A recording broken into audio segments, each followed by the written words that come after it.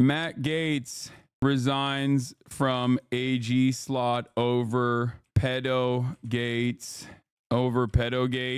Bibi and Gallant are official ICC war criminals with arrest warrants. Dude, I can't begin to tell you, like, the best news, man. The best fucking news. Like, I woke up to this and I couldn't believe it. Like, I could not believe my eyes. Democracy manifest. Like, I was so excited. It's just like, it feels, I forgot what this feels like. I forgot what like normal good things happening felt like. It's been such a long time. Oh my God. And this is still minor, and I will talk about like what this means, why I'm excited about it, but like, and I'll give you a cold dose of reality as well about like the significance of this stuff, but then why it's not all that consequential. But it is it's still a fantastic day, and we should cherish it. Your hateful rhetoric is spreading. You can't be racist towards Italians. You can't be racist towards Italians. Okay, as if that's going to stop me from giving it my best shot. I am such a... Oh, that's funny. Anyway, Matt Gaetz resigns from AG slot over pedogate. Bibi and Gallant are official ICC war criminals with arrest warrants. Bolsonaro indicted. Dems are caving to GOP. Aaron Reed on Majority Report today was ominous as fuck. Yeah, we'll talk about that too. Trudeau on the warrant. Oh damn, he popped off on it. This lighting makes you look unwell, brother. Yeah, I know. We haven't figured it out. Pew didn't see you as a news influencer. Yeah, I saw. I don't give a shit. New Alves edit from Emma. People are saying sex criminal tech tone, and I have no idea what the fuck happened there. But if you think that on a day like this, I am going to talk about that fucking ogre, you are mistaken. You are sorely mistaken. Okay?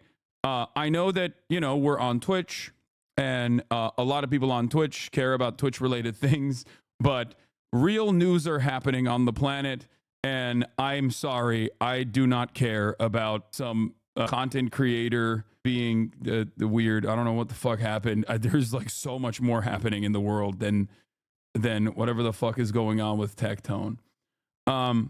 There are credible rape accusations. Okay, even then, you know, no disrespect. Bro, is a SA allegation.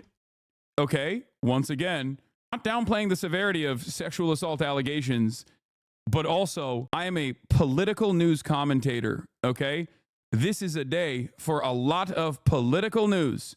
Do you understand? You reposted my baby brother's TikTok video about champagne socialism. That was fucking awesome. He was ecstatic. Yeah, I saw that. He did a great job with that video. Tom Cotton wants to invade the Hague. Let's go. Let's fucking go. Oh my God, America's downfall, dude. What is happening? Oh God, what are they gonna do? They're gonna do some crazy shit, bro.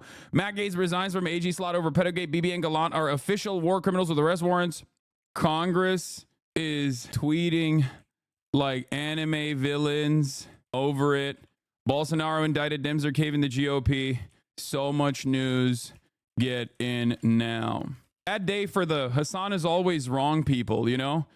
Real bad day for all the people that consistently make a living off of talking about how stupid I am or how wrong I am or how, you know, it's just not. People that rely on the evilness of our institutions that oftentimes never really get harassed or criticized over being wrong, but year of vindication is still upon us. Yes, I will discuss HR 9495 today. Yes, I will. I know exactly what it is. I've covered it a million fucking times over. Calm down. We're going to talk about it, okay? Does anyone have a good blast off meme? Hassan is smug. People having a good day though. I mean, it's yeah, I'm gonna fucking enjoy the brief modicum of decency that I am experiencing, okay? Do we have it or not? Oh, we do. Okay. Okay, we'll use this. Falastini, Falastini, Falastini. No. Okay. Also, Dame Falastini is a fucking absolute banger. It's crazy. Yeah, Marie Glusenkamp Perez has a fucking stupid ass story as well. But oh my God, I don't know where to begin. I don't know where to begin. So much going on. So much going on.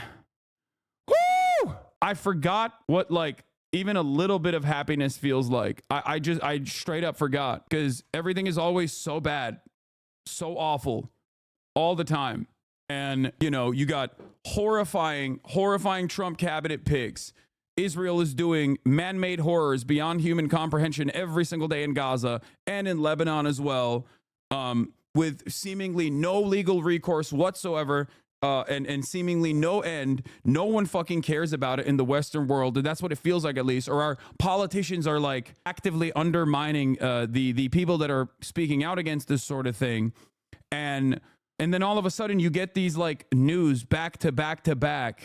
Okay, you get these fucking news back to back to back to back, and it's like, oh my God, let me be happy for a moment, you know, and you should too. You should experience a moment of joy and elation, because this is a little bit of breathing room, you know. This is a little reminder, okay, a brief moment of humanity being restored, a reminder that like you're not insane, okay, that no, we are led by villains. Okay, we are led by bad people. We are led by villains who are actively undermining their own humanity, who are actively making it seem like, you know, Israel's actions are not significant nor consequential, that no punishments will ever be dished out towards them.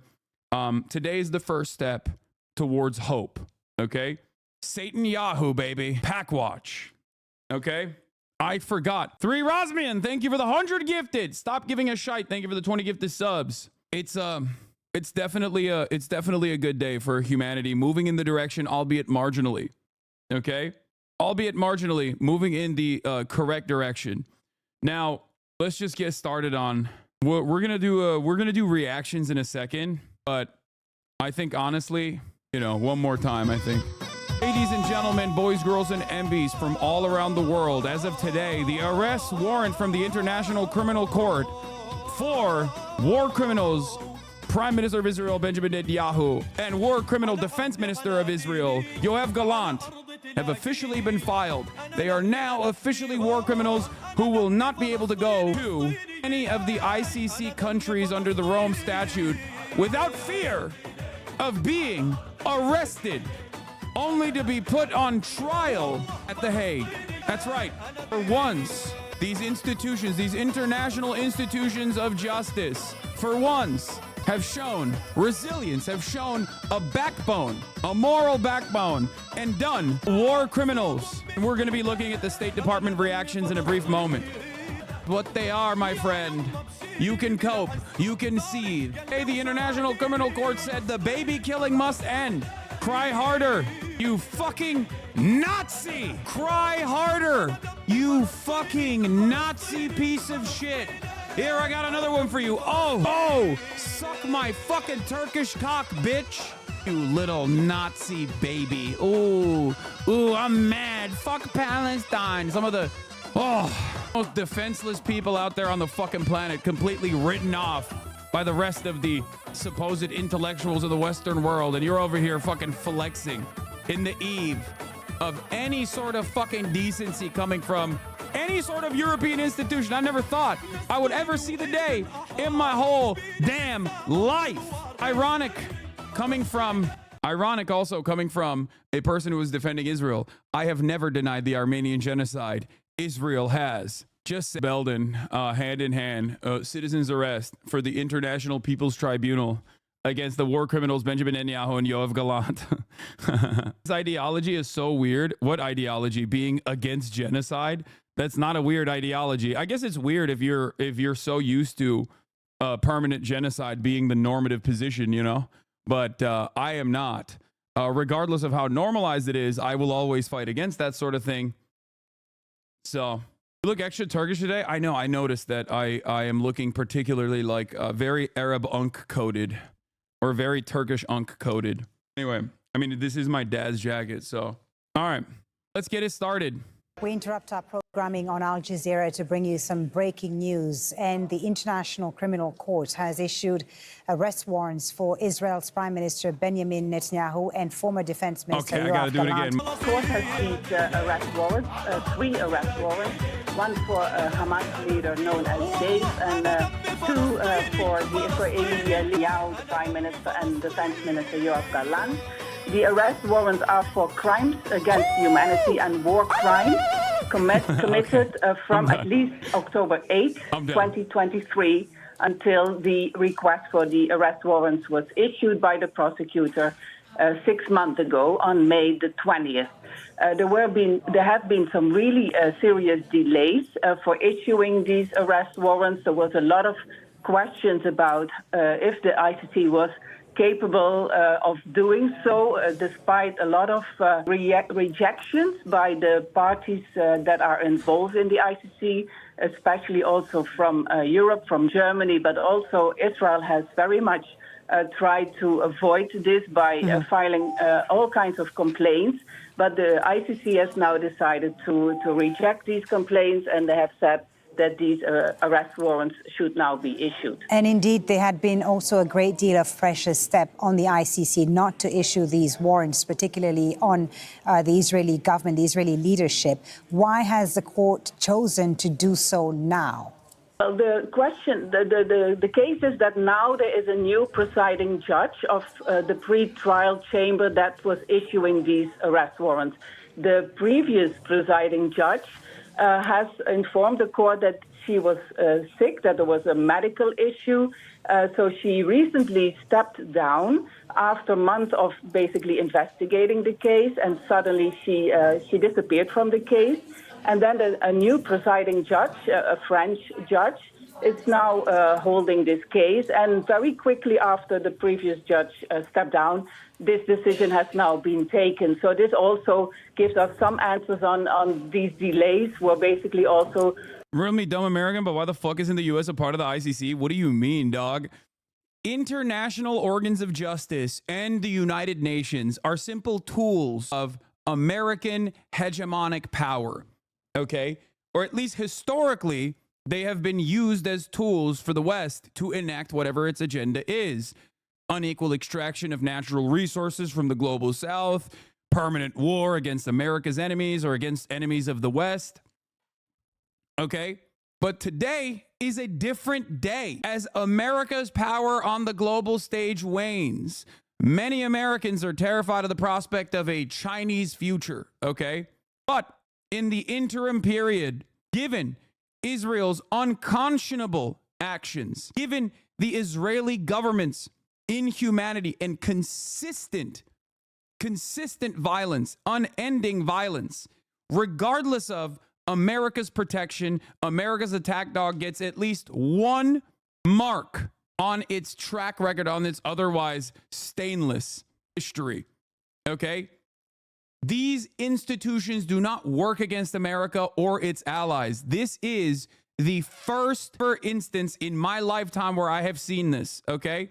This is fantastic, okay? This is fucking fantastic. America can try to consistently defend Israel throughout this process, as they have and they will. But this directly puts them at odds with many reasonable, moral people in Europe that look towards this, okay? Not just in your lifetime. It's the first time since World War II it's been used against a Western nation. And I mean, that's when it was created. Like, feeling this tweet right now? Yeah, firm believer in international rule-based order right now until Biden nukes the Hague. It is... Regarding Fox News characterizing you as an American hater, it's funny because you express strong critiques for all manners of nations, including China, Russia, and Saudi Arabia. It turns out you just have an unshakable moral compass and there's no home for us anywhere. I know. And it's not that there's no home for us anywhere. It's that I want to fix the home that I'm in. Okay? Western nation in the center of the Middle East. Brother, if you think Israel is not simply an extension of the United States of America and its imperial ambitions in the region, I don't know what to tell you. You might have been in a fucking coma over the past year. Okay? Hello? Israel is America. Just letting you know. Israel is not just any Western nation. It is America. It is an extension of the United States of America. America says jump, Israel says how high, which is precisely the reason why all this Biden is so powerless in the face of Benjamin Netanyahu. Conversations were so goddamn frustrating for me because, yes, that's what it looked like. And Bibi was dog walking him for sure and taking advantage of his senility and his also rabid Zionism. Having said that, however, ultimately, this was still a part of America's imperial ambition, and I think they overstepped. This is why I said Palestine and Israel's genocide over Palestinians has laid bare for all to see the Western world's depravity, okay? Straight up, things are changing. The entire world is witnessing in my opinion, very consequential change in the way things have worked so far. Is the arrest warrant released after the SA case at the ICJ? No. The International Court of Justice prosecutes nations. The International Criminal Court prosecutes people. So the ICC prosecution is for individuals, okay? It's for individuals that happen to be in charge of nations doing a genocide. Benjamin Netanyahu, ICC warrants are anti-Semitic and are absurd and false lies, contrary to a true lie, I guess, so it's true. Oh, and for the record, a lot of people say, Hassan, you say America bad, but why do you always say America bad, but you never follow it up? Well, those people go, la, la, la, la, I can't hear you when I follow it up. Okay? You must understand something very important right now. It is not an accident that every single fucking senator and every single congressperson in the United States of America, with the exception of like a handful, are currently tweeting like they're fucking Sephiroth.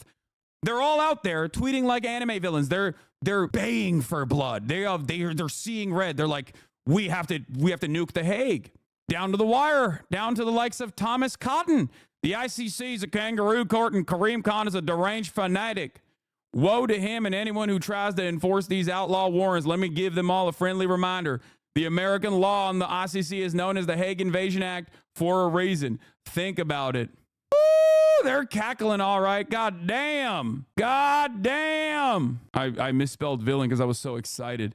I fixed it. Shut up.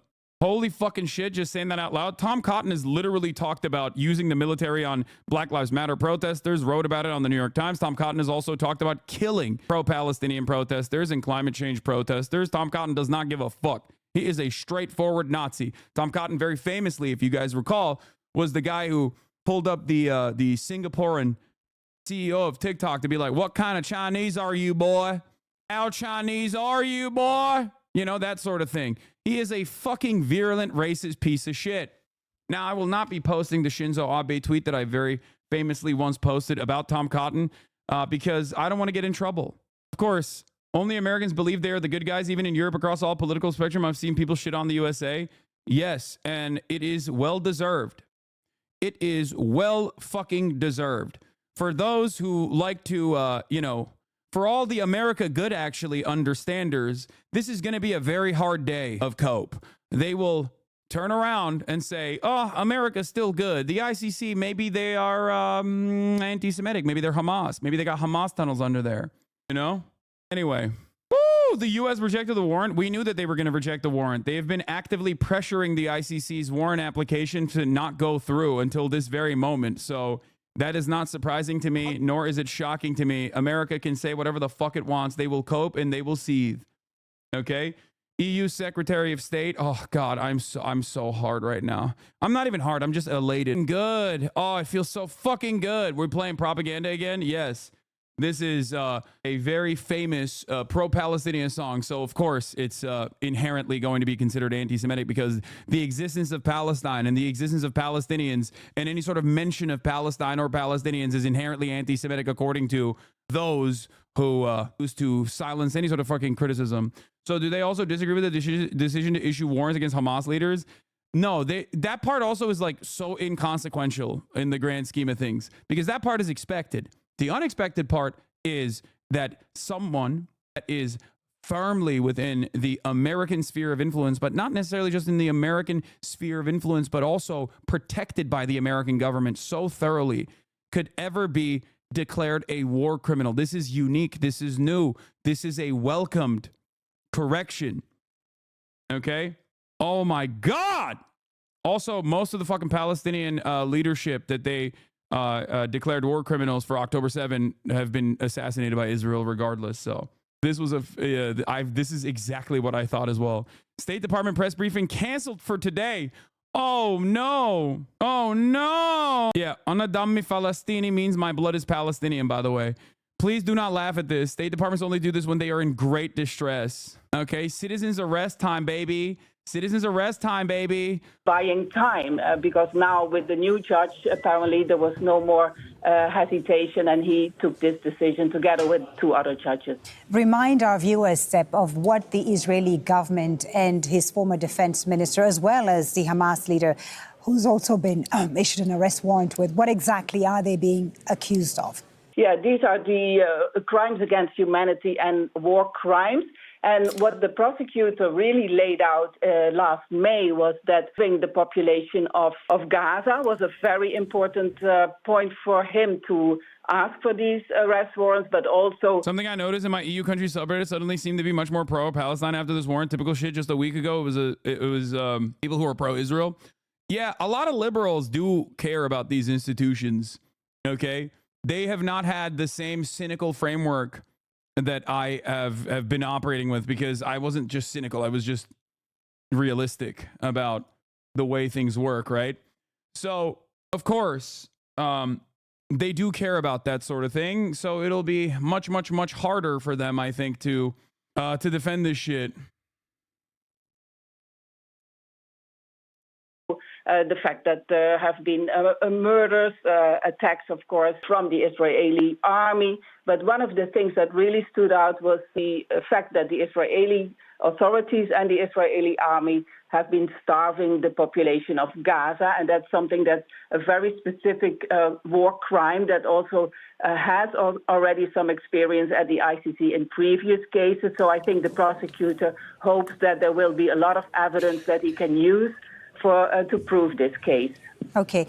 Steph, we know that Israel doesn't accept the jurisdiction of the ICC, doesn't recognize the jurisdiction of the ICC. So what will this mean for this case against the Israeli leadership, Netanyahu and former Defense Minister Gallant? This will mean that every country that is part of the ICC, and from the top of my head, these are now 40 countries, they have the obligation to arrest Netanyahu, Gallant, and Dave when they come across these individuals. So this will mean in practice that it's going to be very difficult for Netanyahu to travel and Gallant as well to travel abroad, because the countries that are members of the ICC, for example, Germany, UK, a lot of European countries as well, but also countries across the globe, have the obligation to arrest them and hand them over to The Hague, to the court. Okay, Step, for the moment, thank you very much. Ali, great to have you with us.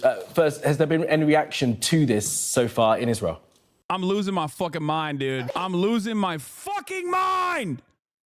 I'm shocked, okay? I'm shocked. I'm actually straight up surprised in the most pleasant way possible.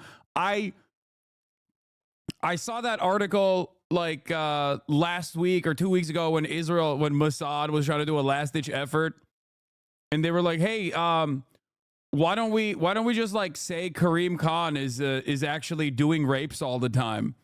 The prosecutor that, ironically enough, and this is the ICC prosecutor that was replaced originally, it was a lady by the name of Bensouda, who was literally straight up intimidated by Mossad. This is all straight up real shit that Israel did for even daring to investigate Israel's war crimes. So this has been an ongoing incident, okay, for a long time. The ICC, the International Criminal Court, was investigating Israel for apartheid and for war crimes for quite a while.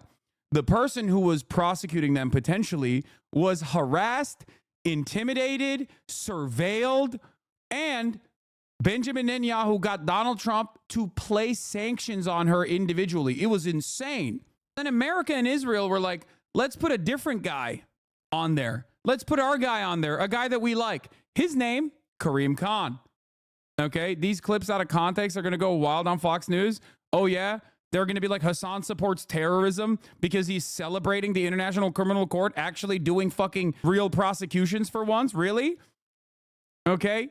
Wow, that's crazy, man. I can't believe my fucking haters that say I want to do 9/11 over and over again are going to use this as an opportunity to fucking yell about me again. It does not matter. The truth does not change. This is what I tried to explain to people yesterday when we were reading the Fox News cancel piece, the hit piece. Yeah, look at that. Look at the fucking retaliation. Award-winning investigative journalists fighting for the truth. ICC judges, we know that in reality we don't have jurisdiction, but let's try and arrest the Jews anyway. The ICC's a anti-Semitic kangaroo court. Fucking hell. Fucking hell. They want to fucking arrest us for doing a bit of war crimes. Oh, fucking hell in it. I'm an investigative reporter. By the way, we're going to be covering the harrowing nature of Israel's crimes once again, but something to remember. Israeli Prime Minister also called it a anti-Semitic. The anti-Semitic decision of the International Criminal Court is a modern Dreyfus trial and will end the same way. Israel utterly rejects the false and absurd charges of the International Criminal Court, a biased and discriminatory political body. No war is more just than the war Israel has been waging in Gaza since October 7, 2023, when Hamas terrorist organization launched a murderous assault and perpetrated the largest massacre against the Jewish people since the Holocaust. The decision to issue an arrest warrant against the prime minister was made by a corrupt chief prosecutor who was trying to save himself from sexual harassment. See, this is what I mean. Bro, immediately, they were like, what can we do here? What can we do about Karim Khan? Oh, he's a sexual assaulter, actually. And it was funny because, like, even Western media that normally would, jump to cover these sorts of things because they love this sort of shit, were like, yeah, while we want to take the allegations seriously, the timing of them were quite interesting, and it could be potentially a made up by Israel. Like, come on, dude. Come on. He said, calling us war criminals for doing a genocide is anti-Semitic. Also, you're a sexual harasser. The ICC prosecutor lied when he told American senators that he would take no action until he had visited Israel and heard its side. Instead, he canceled his arrival in Israel last May, several days after suspicions of sexual harassment were made against him, and announced his intention to issue arrest warrants against Prime Minister and former defense minister. No anti-Israel decision will prevent the state of Israel from defending its citizens. Notice how he's mentioning sexual harassment twice now. Okay? It's just like, I think the sexual assault allegations are actually credible, but it's obviously irrelevant as to whether Netanyahu is guilty. Look, man, all I'm going to say is this, okay? It has no bearing on Karim Khan's prosecution of Israel. Okay? It's also rather odd coming from the fucking state that literally was like, oh shit, we might actually get in trouble. Let's use complementarity to our advantage and prosecute some of the people that were doing mass rapes in the prisons. And then they couldn't even do that because they had an armed January 6th style rebellion where they fucking forcibly freed the rapist and made him a television star. The Israeli Knesset members turned around and were like talking about how, you don't understand, actually. The IDF does have a right to rape Palestinians. The fuck are you talking about? Get the fuck out of here. They had a rape January 6th, man. The fuck do you mean? Some of you motherfuckers have no way of looking at a situation like this and immediately jump to like whatever. Like, it works. It works for a lot of you. Look, I've never read a Western media report, okay, that immediately was like, there was sexual harassment allegations, but the timing of that is very suspicious, considering how much Israel has tried to intervene in the ICC. Like, I'm sorry. They could be credible. They could, okay? But if you think this has any bearing on this prosecution, you are fucking delusional, and you're the biggest goddamn mark, the biggest sucker, the biggest rube of all time, okay? Ridiculous. Fucking ridiculous. Anyway, it's like the former prosecutor, they tried They literally personally harassed the former prosecutor before Karim Khan. You understand that, right? Like they surveilled the former prosecutor before Karim Khan. They got America to place sanctions on the former prosecutor before Karim Khan. And you have to remember, it's not just Karim Khan either. Yeah, they were stalking her. I covered it extensively. Israeli spy chief threatened ICC prosecutor over war crimes inquiry. They tapped her fucking phones to see exactly what she was actually going to create a case around, so they could go back and like do some sort of prosecution to be like, yeah, what are you talking about? You can't interfere in our affairs. We're a democratic organization. We have democratic governance. We actually investigate our own war crimes, specifically the ones that, you know, we figured out by surveilling and tapping the phones of the former ICC prosecutor, Fatou Bensouda, to see exactly which war crimes she was actually focusing on, so that we could actually use complementarity to our advantage as a deflection, as a shield. Fucking insane, okay? The well is endless for depravity. Okay, dude, you're fucking insane. Anyway, so just to help you understand a little bit about, like, you know, what is going on here. And there's a lot to talk about, but here, let's see what the ICC warrants mean. There hasn't been any reaction officially from Netanyahu's office. I have texted officials close to the Israeli Prime Minister, but there's been no reaction yet. But we know, or we can predict, how they will react, given that when the chief prosecutor for the International Criminal Court, Karim Khan, who's a British lawyer, first sought these arrest warrants, it was met with a lot of anger and, frankly, disbelief by senior members of the Israeli government and a lot of people in Israel as well. They were disgusted at the idea that the ICC could be investigating Israeli leaders for war crimes when it was Hamas that carried out the October the 7th attacks. But the initial request by the chief prosecutor of the ICC included Defense Minister Yoav Gallant. It included the two Hamas leaders, Yahya Sinwar and Ismail Haniyeh. An arrest warrant has been issued for him as well. Israel says that they had killed him, but Hamas have not confirmed it officially. So effectively 3 arrest warrants have been issued by the International Criminal Court, but the 2 most significant, for obvious reasons, are those against Benjamin Netanyahu and Yoav Gallant. The court, in their statement that they released, said that they have reasonable grounds to believe that those 2 men have been carrying out the war crime of starvation as a method of warfare and the crimes against humanity of murder, persecution and other inhumane acts. Now, it's been quite a lengthy process to get to this point ever since the arrest warrants were first sought about 6 or 7 months ago. There have been a lot of legal challenges, in particular by the Israelis, against firstly the authority of the court to do this. The Israelis argue that the court doesn't have an authority to pursue claims related to Israel because they're not a signatory, or the Palestinian. But the court rejected that and said they do have jurisdiction over Palestinian territory. There's also been question marks over one of the judges on the panel and their suitability to take one of these decisions and whether or not they were suitably independent. But the court has rejected all that and has now issued these arrest warrants. So what does it mean? Well, practically, it would mean that Benjamin Netanyahu and Yoav Gallant couldn't travel to any state that is a signatory of the International Criminal Court. There's around 120 countries around the world, including many European countries, including the United Kingdom. And by rights, at least according to what those countries have signed up to, were Netanyahu to travel to any of those countries, he should be arrested by the police forces of those countries. And it'll be very interesting to see actually whether or what Keir Starmer and the Labour Party government's reaction is to this. Starmer, human rights lawyer by trade, shortly after Labour came to power, they actually removed an objection or a question mark that the British... What Gideon Levy take that scares me? Netanyahu, the ultimate victim in the eyes of many Israelis?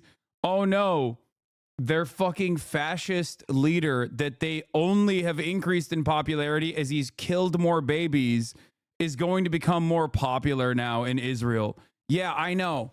I don't give a fuck, okay? Fuck him. Now he can't go to Europe. Suck my dick. Now he can't go to Canada. Fuck you, Benjamin Netanyahu. Okay? The only place he could travel to is going to be, you know, the United States of America.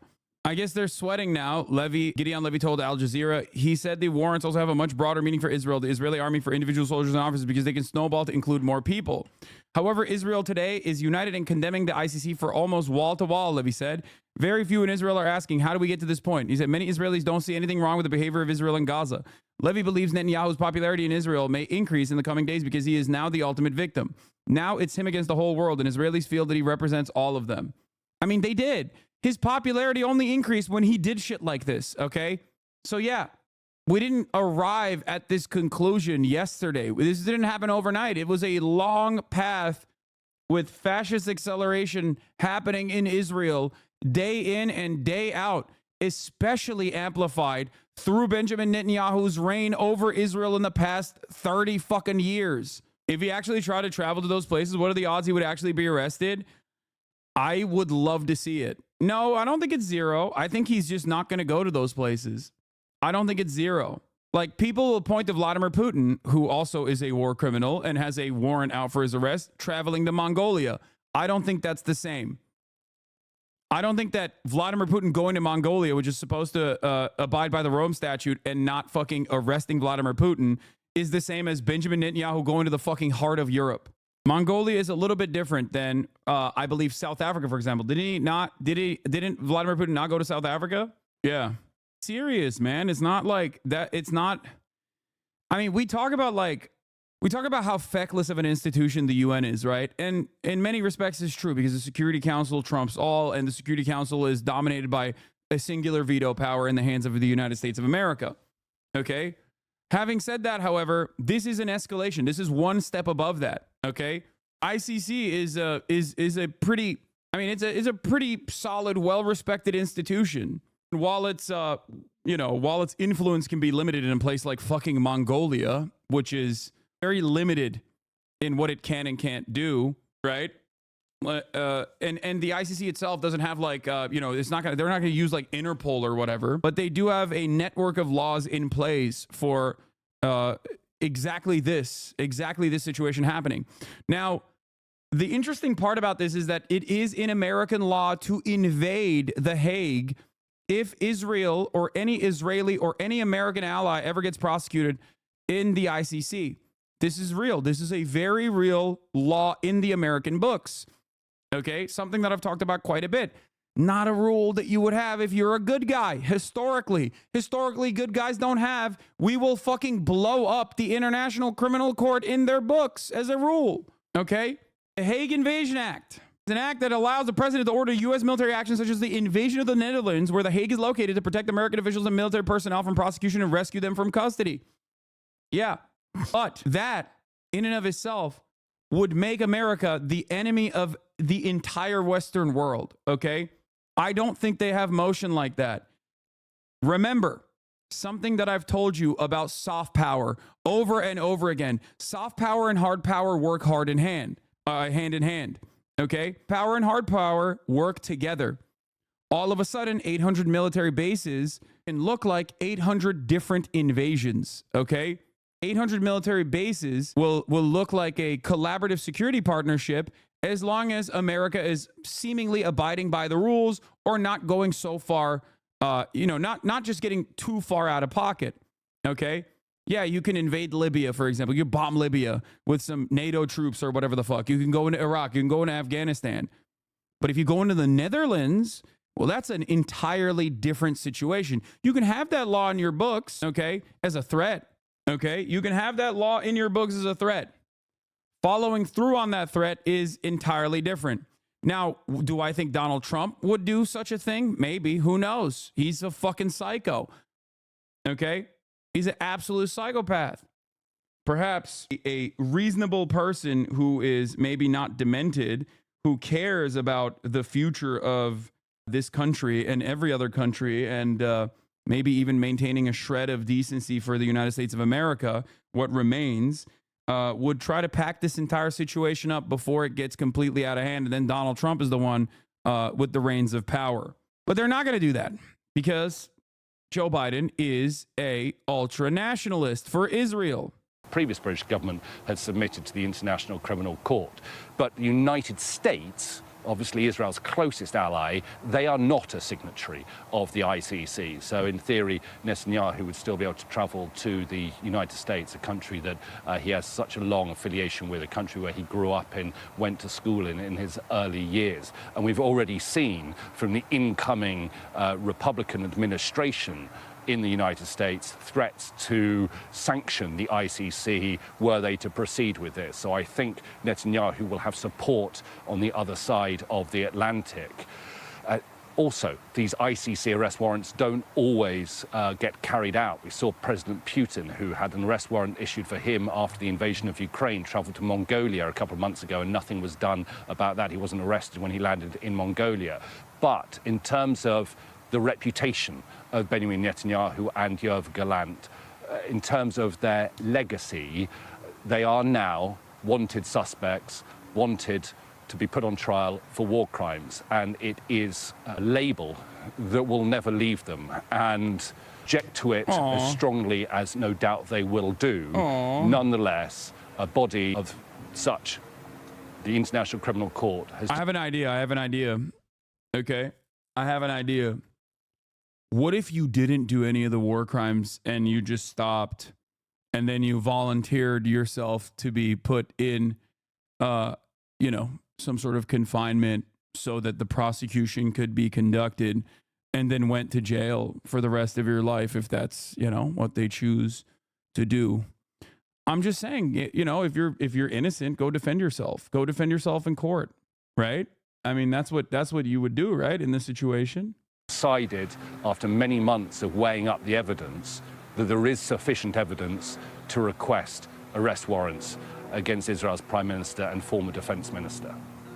And Ali, you say there's been no official reaction. This part is a little bit more tricky, but yes, Netanyahu would not be able to fly over Europe because they could potentially send jets, like fighter jets, to forcibly land his plane. Or if he has any sort of emergency landing due to mechanical or health reasons, he would, plausibly have to go to jail. Now, I don't think that they would actually fucking force, I don't think they would send fighter jets to force his plane to land. Like, I think that's a bit much. There are direct flights from Tel Aviv to JFK. No, I'm just saying the opportunities are endless. I'm not saying it's going to happen. You should check the New York Times homepage right now. Oh, yeah, I'm sure they're not covering this story. It's probably not that important. It's probably like around, third, fourth, fifth most important. Matt Gaetz withdraws as Attorney General pick. It's a big story, to be fair. Inside the lobbying career of Trump's new chief of staff. Okay, that's weird. Pete Hegseth, clean energy, Putin, threat to West. Oh, it's not even under the fold. It's like, oh, wow. It's like multiple scrolls past. Wow, it's not even in the top 3 or 4 news stories in the country. It's the 5th. Netanyahu's arrest sought by International Criminal Court. That's interesting. Arrest sought by court. To it yet, but as you point out, when the arrest warrants were requested by Karim Khan back in May, there was a lot of pushback from the Israelis because, as we've seen, there were those 2 appeals that were put in place that the ICC rejected to date. Now, it's a de facto travel ban for those countries that are part of the Rome Statute, part of the ICC. But I think the first requirement is on national courts to bring in that arrest warrant as well. And of course, Benjamin Netanyahu has his issue. Honestly, surprised your hit piece didn't end up higher. I know yours was in a different section. New York Times is not going to do a hit piece on me. They're not that depraved. Okay, that's like, leave that shit to the fucking Fox News and the New York Post of the world, okay? That's a little bit different. New York Times is not going to do a hit piece on me yet. Let's just say. Boom. Easy money, baby. Come in here, you say some dumb shit, clap, get clap. One silly question I have for all the people that have just not been paying attention to anything that's going on in the world.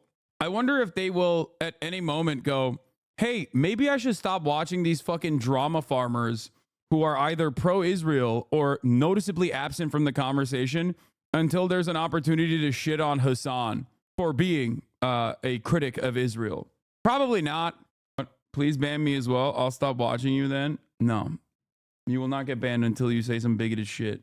Issues with the Israeli courts at the moment. There are still those outstanding cases against him, and I'm not suggesting for a moment that an Israeli court would try and follow through on this arrest warrant from the ICC. But does this in any way build on some of the domestic pressure that Benjamin Netanyahu may be facing in that regard?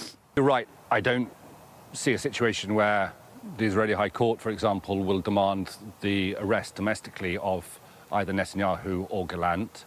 But you never know what might happen in the future. And that will always play on Netanyahu. You never know what a court might do in 5 years hence, 10 years hence, for example. I think there are cases, I think there is precedent for courts in... I told you AOC was absolutely the enemy, should be shunned from the left, got a weak ban for it when she voted to make it illegal to not Sam. I'm Israel High. I am vindicated. She voted to put you in jail, bro. What will it take for you to condemn her? Well, she didn't. She did not do that. She voted for I hate anti-Semitism messaging bill that was not even a bill. It was a resolution to urge to adopt the IHRA definition and codify it. She has in the past struck down and voted against IHRA codification bills, and she will continue to do so. I still do think that AOC's, like even on a messaging bill like that, the fact that AOC voted yay on it is not, it's just ridiculous, I think. Having said that, however, if you think that she would vote to put forth a bill that would put me in jail, that vote would also put her in jail as well, which is why I thought it was very silly. We talked about this yesterday. Like, my criticisms of AOC are, you know, I think fairly reasonable. Wait, she voted for the nonprofit killer? Fuck no. That's the point. She voted against the nonprofit killer. She voted against the former IHRA definition bill. Of course, she's not going to vote for the IHRA definition bill. This is a messaging bill. It's like oh, I don't like anti-Semitism is the way that they present it. And then there's urging to put the IHRA definition sneaking into that anti-Semitism bill. I still maintain the position that she should not have voted yay on it. Okay, she should not have. But this is not a what do you call it? This is not like a binding bill that will implement the IHRA definition. The resolution that urges for there to be a binding bill that actually adopts the IHRA definition. And I don't think she would vote for that. And she has literally voted against it in the past, as we looked at yesterday. This is not a defense of AOC. I am still against her voting on this bill. Anyway, we'll get to that in a second. Stop defending. Shut the fuck up, dude. My job is to tell you the fucking truth. I do not appreciate, nor do I think she did the right thing. Why the fuck are we talking about AOC as a moment of happiness? Shut the fuck up. My job is to explain to you things so you don't get fucking geared because you saw a bunch of wonderful people that I also like, okay, on Twitter immediately go, AOC wants to throw you in jail for criticizing Israel, okay? I don't want you to be airheaded leftists that get duped by fucking memes. So I'm going to tell you what the truth is, okay? This is not a defense of AOC. I don't think she did the right thing there at all. I think she did the wrong thing by voting yay on this message bill. Anyway, let's continue. Countries to arrest their own citizens, their own past leaders, and deport them to The Hague. But it's not something I can see happening in the current state in Israel. I think this will make negotiations. If the bill wasn't binding, then why give a fuck? No, I do give a fuck. I think it's stupid to vote in favor of bills like that. And part of the reason why I think it's stupid is because it's like the anti-socialist messaging bill that the Democrats voted on as well. And I never forgot Ro Khanna voting against it. Voting for it. Democrats are firmly committed to fighting socialism is like a dumbass fucking messaging bill that you don't have to fucking vote yes on. Anyway, Ethan say this guy was the voice of reason in the cabinet. Yes, he doesn't know anything. Like, please. And he also apologized for saying that. Okay? Like, please, guys, come on. Yes, Ethan, regardless of the way he presents himself or has presented himself from in this entire process is like, I think a lot of you think that he's just like actively knowledgeable on this stuff and is just like firmly committed to a position. Like, I think he's just Again, this is also not a defense of Ethan, who has actively tried to get me deplatformed for being pro-Palestinian, okay? Consistently claiming that I am creating an environment for anti-Semitism. One of the most vicious smears coming from a person that I knew personally. Just remember that, okay? Like, he doesn't know anything. Stop. He didn't apologize, Zan. He doubled down. I thought he did. I thought he was like, yeah, we didn't know. I thought he said his wife didn't know enough, which, you know, you can be like, what the fuck do you mean? It's been a year.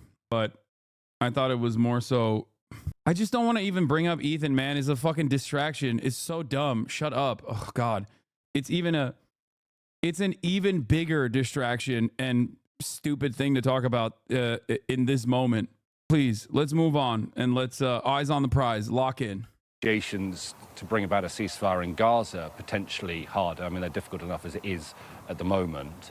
In terms of the timing of this, I think there probably are two factors. One is what is going on in northern Gaza at the moment, because Israel is being accused of carrying out anything between ethnic cleansing and genocide. I should point out the accusation of genocide is an accusation. It is not been formally labelled as such. That is a matter for another court, the ICJ, the International Court of Justice. But those are the accusations that are being labelled at the Israeli government and the Israeli military for their actions in northern Gaza right now. And secondly, I do think that that incoming Trump administration might have played a factor into the timing for the release of this announcement as well. So it will probably complicate matters when it comes to trying to achieve a ceasefire in Gaza. We will have to see how Benjamin Netanyahu reacts. I can't think that he will leave it long before releasing some form of statement, or something will come out from the Prime Minister's office. But in the past, he has been very defiant about his own actions. And a lot of Israelis, I would say, were appalled at the idea, even if they don't like or support Benjamin Netanyahu, they were appalled at the idea that Israel's leaders could be on the same. Oh, dude. Yeah, that's how you know motherfuckers are not with it, okay? Imagine the celebrations in this community if the ICC put forth an arrest warrant application for Joseph Robinette Brandon. I would, which by the way, would be perfectly valid, just so you understand. They would never do that because that's like a bridge too far, obviously. But like, that's the difference. That's the difference between people who are with it, okay, and people who are phony. Yair Lapid, you're fucking phony, okay? Stop hitting the weights, bitch. I get it. You got a great fucking hairline for your goddamn age. What happened to being a part of the fuck Benjamin Netanyahu coalition? Huh? You bitch. You centrist bitch. Imagine the tears of joy that we would cry if George W. Bush, Dick Cheney, fuck it, Barack Obama, Donald Trump, Joe Biden would be brought forth in front of the ICC. Tony Blair. Oh, that's the difference. These guys, they just don't want it. They're not real with it. They're not about it. They're not about this lifestyle. They just aesthetically are like, oh yeah, we hate Benjamin Netanyahu. Hillary Clinton, oh my God, for the crimes in Libya. Oh my God. That's why I was excited for Donald Trump when he said, lock her up. I thought to myself, one can only hope. Okay, Hillary Clinton going to jail for some other dumb shit. But in my mind, in my headcanon, it would be for her crimes in Haiti and her crimes in Libya. Oh, fuck it. Throw Bill in there too. God damn. Charge sheet as. Look, dude, brother, I guarantee the AOC would have you arrested for a committee appointment. She literally said Kamala was tirelessly working. Yes, yes, dude. You're right. AOC is the biggest enemy of the left. You got it. It's certainly not the hyperfixation of every fucking permanently online left. Is like criticizing AOC for silly shit that she says like this, okay, or cozying up and criticizing her bad political instincts for cozying up to the Biden administration is one thing. Saying that she is like the enemy of the left or like she is the biggest enemy in the entirety of Congress when she outflanked Bernie Sanders on calling Israel's actions in Gaza a genocide far before anyone else in Congress did, with the exception of Rashida Tlaib and Ilhan Omar. Please stop. Like, stop. I don't care, man. I don't. You're never gonna fucking penetrate the attitude that I have. Okay, I don't understand. Leftists get in their own fucking damn way every time, dude. They get in their own damn way all the fucking time. Like, this is supposed to be a moment of celebration, okay? And what are people doing online? They're like, fuck AOC. I don't care. I don't care. Yes, she makes bad decisions, okay? Yes. And this voting for this message bill was one of them. But if you think this is the same shit people say about you, chat, understand this? Yeah, I just, it's just noise, please. Hamas's leaders. Okay, Ali, for now, in Israel, thank you very much for that update. All right, we're gonna do the channel 4. We're gonna do the channel 4 video now on the Israeli war crimes and what Benjamin Netanyahu is being prosecuted for.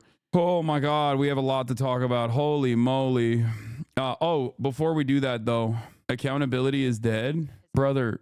I don't give a shit about AOC's messaging bill. Talk to me when she actually votes for adopting the IHRA definition, okay? That is a red line. I think the messaging bill is wrong. I think the messaging bill, voting yay on it, is wrong and bad. And it shows bad political instincts from where I'm standing, okay? But you got congresspersons literally being like, we have to assassinate the members of the International Criminal Court, and you guys are fucking yelling about AOC. Shut the fuck up. There's a level of accountability that is understandable, and then there's not rating on a curve because you don't understand how fucking insane American Congress across the board is. Mr. Benjamin Netanyahu and his former defense minister, Yoav Gallant, Canadian law enforcement is obligated to arrest them should they come to Canada. Will you allow that to happen, or will you step in to prevent an arrest? First of all, as Canada has always said, it's really important that everyone abide by international law.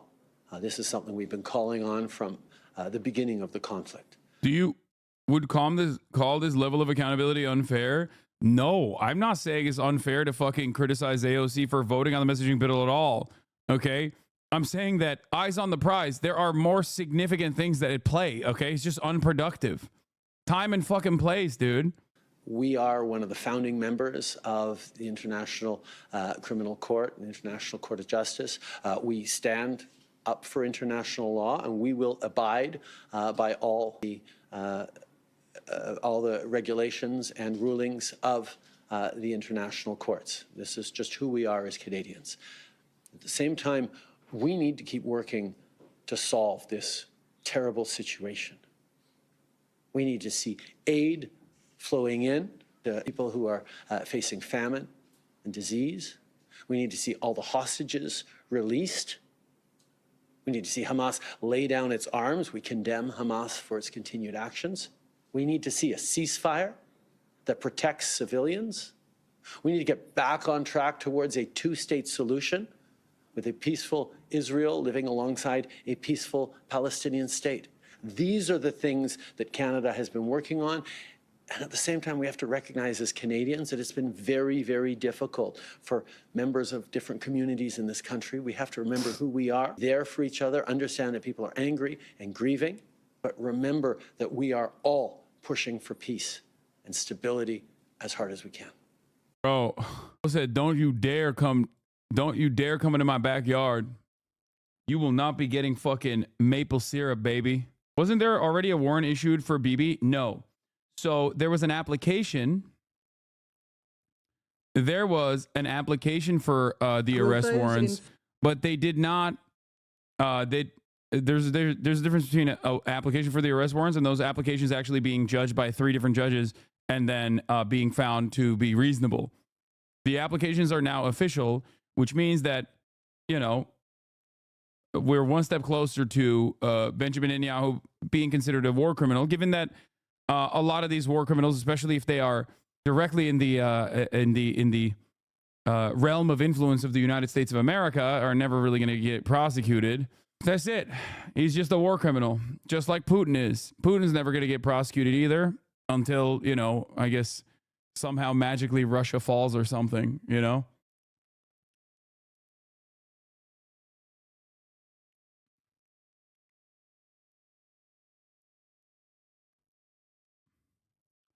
We're going to talk about the White House's response as well in a second. Actually, you know what?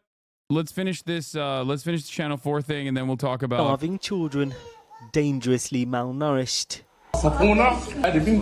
amputations performed without anaesthetic. Remember, it's important to also remember why Benjamin Netanyahu is considered a war criminal now, and so is Yoav Gallant, and so is many members of the Israeli occupying forces, and many people who have offered them credence, offered them protection, offered them guidance.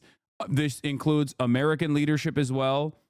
Just recognize that, like, this is the reason. It's not for no reason, and it's certainly not because of anti-Semitism, okay? Families killed.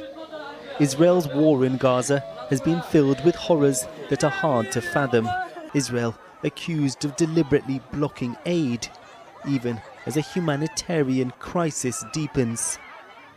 Today, it led to arrest warrants for Israeli Prime Minister Benjamin Netanyahu, as well as former Defense Minister Yoav Gallant, being issued by the International Criminal Court for their alleged role in the suffering. Judges ruled there are reasonable grounds to believe they are responsible for the war crime of starvation, as well as the crimes against humanity of murder, persecution and other inhumane acts, and of intentionally directing an attack against the civilian population. The court also issued a warrant for Hamas's military commander, Mohammed Deif, though he's believed to be dead, accusing him of crimes against humanity as part of a widespread and systematic attack against the civilian population of Israel on October the 7th. Another thing that we were talking about, by the way, I like that Vorlo just said, remember the standing ovation in Congress when he was speaking? Yeah, I do remember. And also so does the world, and so does Channel 4. Because they're literally presenting it. Remember these fucking demons, okay? Remember what these fucking demons did. Never let them forget it, okay? I certainly have not forgotten, okay? But also, something that you guys, damn, bro, your Discord channel is a cesspool.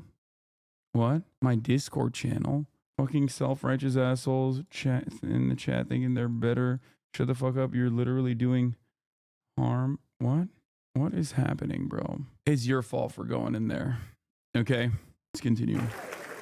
It's the arrest warrants for Israeli politicians that are unprecedented. Netanyahu becoming the first leader of a Western-style democracy to be accused by the court. Here he was in Washington just a few months ago, given a rapturous welcome by Congress. America and Israel must stand together. Look at that. Look at these fucking animals, dude. Oh, gross. Barbaric monsters. But hey, they wear suits, so, you know, they're elite.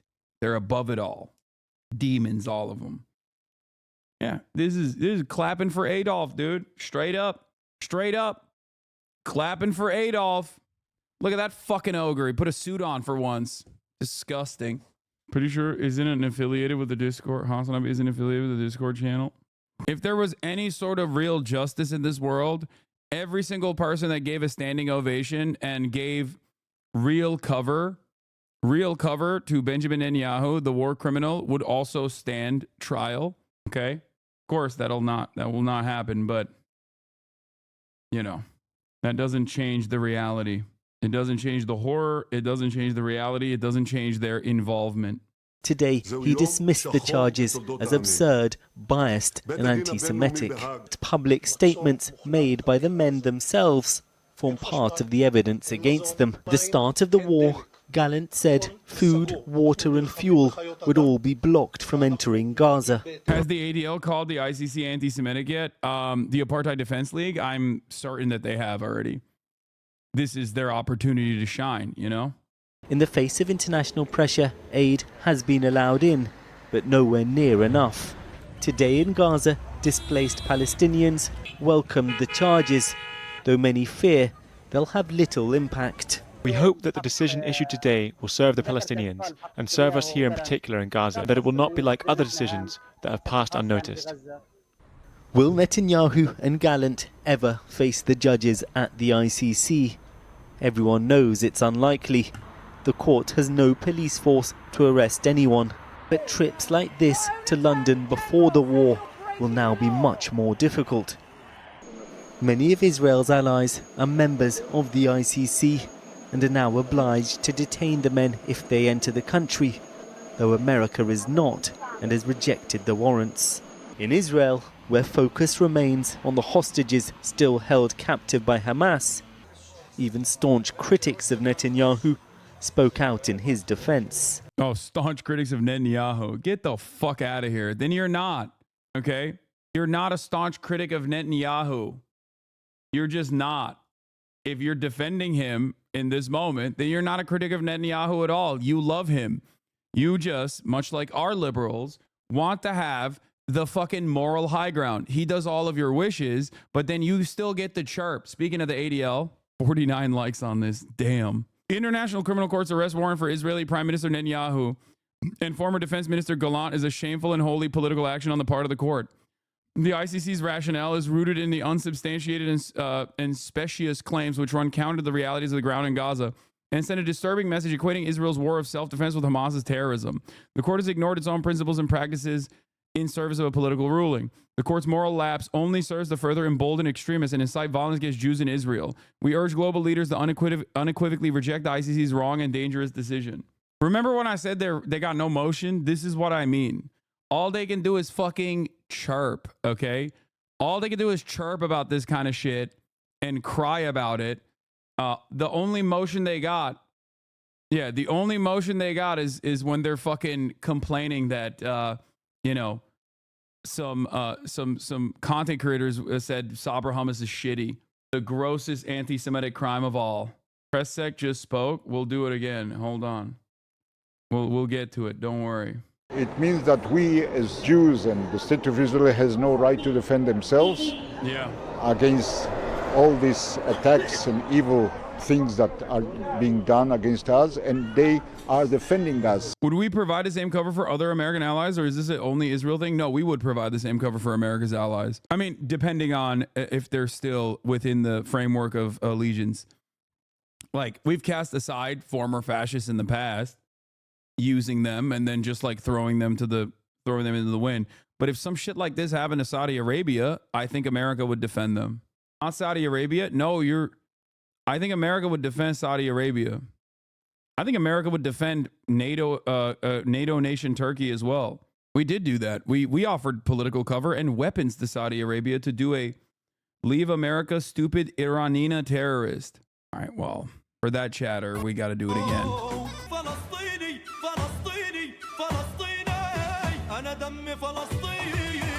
Anyway,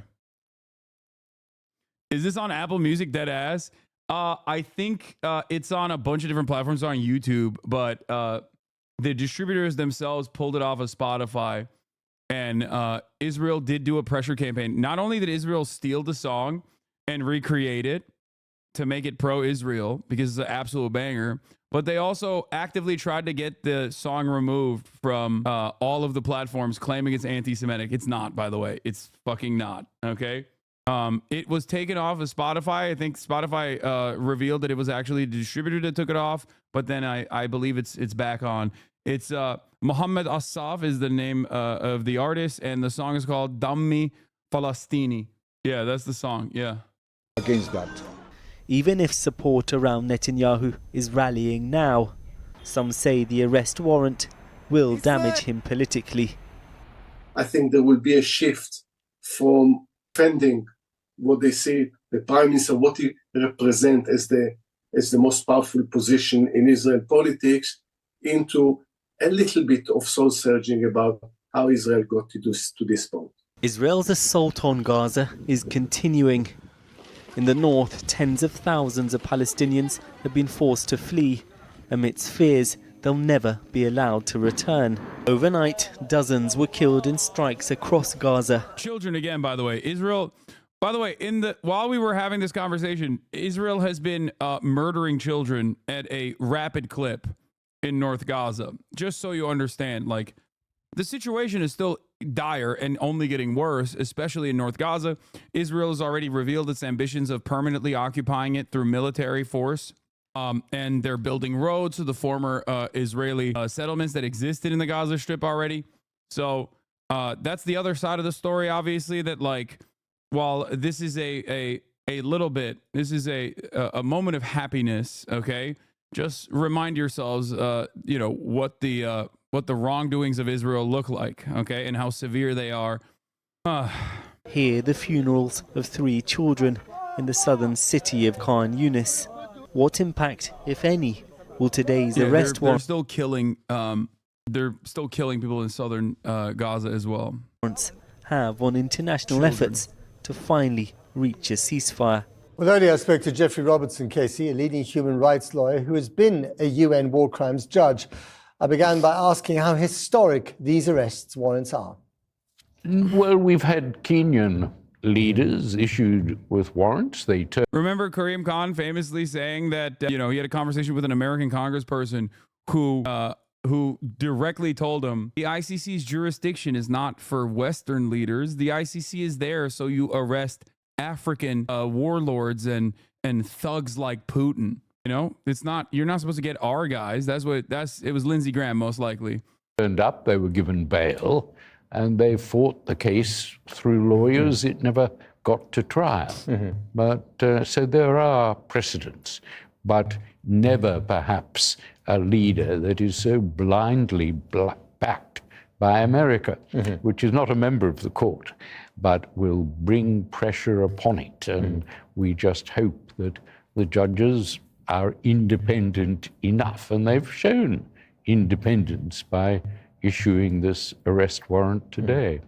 What the Israelis will say, I'm sure, and they have an answer for themselves, obviously, is that the civilians who died in the Gaza Strip, and they would obviously dispute the numbers of civilians that have been killed, died either because they were used as human shields by Hamas or because they were, they got in the way. It was an unfortunate so-called collateral damage of the conflict, that dreadful term.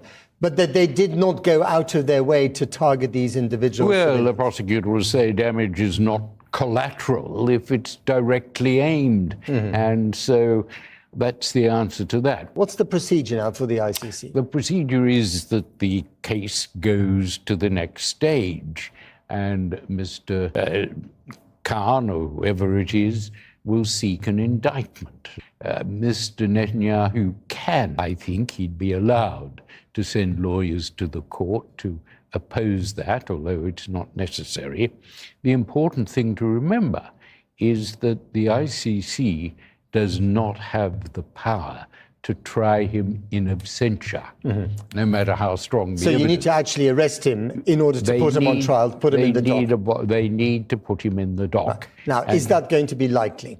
First of all, Netanyahu himself may stay away. The downside for that is there are 124 countries signed up to the ICC, so he won't be able to travel very far. But enforcement is voluntary, isn't it? So a country could choose not to arrest Prime Minister Netanyahu without warrant. They'd have to leave the ICC. South Africa tried this with the head of Sudan, who was indicted, and the court ruled that it couldn't. So this is one of its obligations. What's the sanction? The sanction is to expel that country from the ICC? Yes, which most countries don't want to be expelled. They will. Is America leaving the ICC? America's never been a part of it. Will do what was done with Putin in that other conference last year. Why did it take the ICC this long, brother or sister or MB? The former ICC prosecutor that actually launched a case against Israel for apartheid and other war crimes literally was endlessly harassed by Mossad and actively surveilled. Her phones were tapped. And Benjamin Netanyahu went to the United States of America and got Donald Trump to issue direct sanctions on her. Okay? And in the process of Karim Khan opening up that, or continuing along with the investigation of the former ICC prosecutor Bensouda, okay, they literally never stopped threatening him. Okay? They have been threatening him nonstop. They probably threatened the judges too. So, like I said, the well of depravity is deep, okay? It's not, you can't get away with, criticizing Israel, especially from an international organ of justice. Okay, you can't do that. That's not allowed. Not allowed. And for the record, when you go, I don't really understand. Why did it take so long? I mean, dude, look at what the American leadership is saying currently about the warrants, that they sent multiple letters with the congressional letterhead saying if the ICC takes this decision and actually files the warrants for arresting Benjamin Netanyahu, we will literally take military action. They have said that they're going to take military action. It is in the law. It is in the law. It is in the books. We have a law called the Hague Invasion Act, known colloquially as the Hague Invasion Act. Okay? Since I believe 2002, if I'm not mistaken, where if any American ally or any American service member is ever prosecuted by the ICC, America will invade the Hague. They will invade the Netherlands. Okay? It is a overt declaration of war. Now, you might be wondering, like, well, 2002, that's a weird time to write a law like that and put it in the books. I wonder why. There is a law that we passed in Congress that dictates that if an American citizen, if any kind of American service member, active duty, or vice versa, is ever brought up to the International Criminal Court, if they are extradited to the International Criminal Court, the U.S. Hague Invasion Act will kick in. You heard that right. We will invade the Hague. This is another one of my, there's a couple things that I talk about that like basically break people's brains. This is another one of them. When I talk about 32 states making it illegal to criticize Israel and still retain a job, everyone's like, what? That seems insane. Another one is obviously the massive amounts of money that the Defense Department cannot account for in the trillions. Okay? That also always breaks people's brains. And this is the last one. Whenever people say, America bat us on, exactly how? I tell them, we have a law in the books after our war on terror started, post 9/11, that because we knew we were going to do an unimaginable metric ton of fucking war crimes, if the ICC ever decided to, do its job and play its role and actively try and prosecute any war criminals that are of American descent or working at the behest of the United States of America, that we will fucking invade them. Okay? That's not good guy shit. That's bad guy shit. That is not good guy shit. Okay? I'm sorry. U.S. President George Bush today signed into law the American Service Members Protection Act. That's what that's what it was called, which is intended to intimidate countries that ratify the treaty for the International Criminal Court. The new law authorizes the use of military force to liberate any American or citizen of a U.S. allied country being held by the court, which is located in The Hague. This provision, dubbed the Hague Invasion Clause, has a strong reaction from U.S. allies around the world, particularly in the Netherlands. This is real. This is still in action. Maybe that's one of the reasons why you can't really prosecute American war crimes in the International Criminal Court. Oh, this was pretty funny too. Of course, this pairs along nicely with this. Pentagon blocks sharing evidence of possible Russian war crimes with the Hague Court. I wonder why.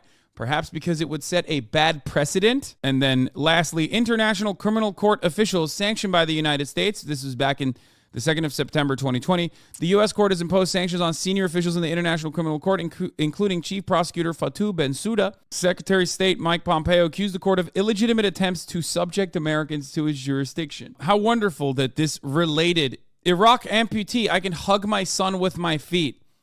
Related to this, okay? All of this is somehow related to one another, I suspect.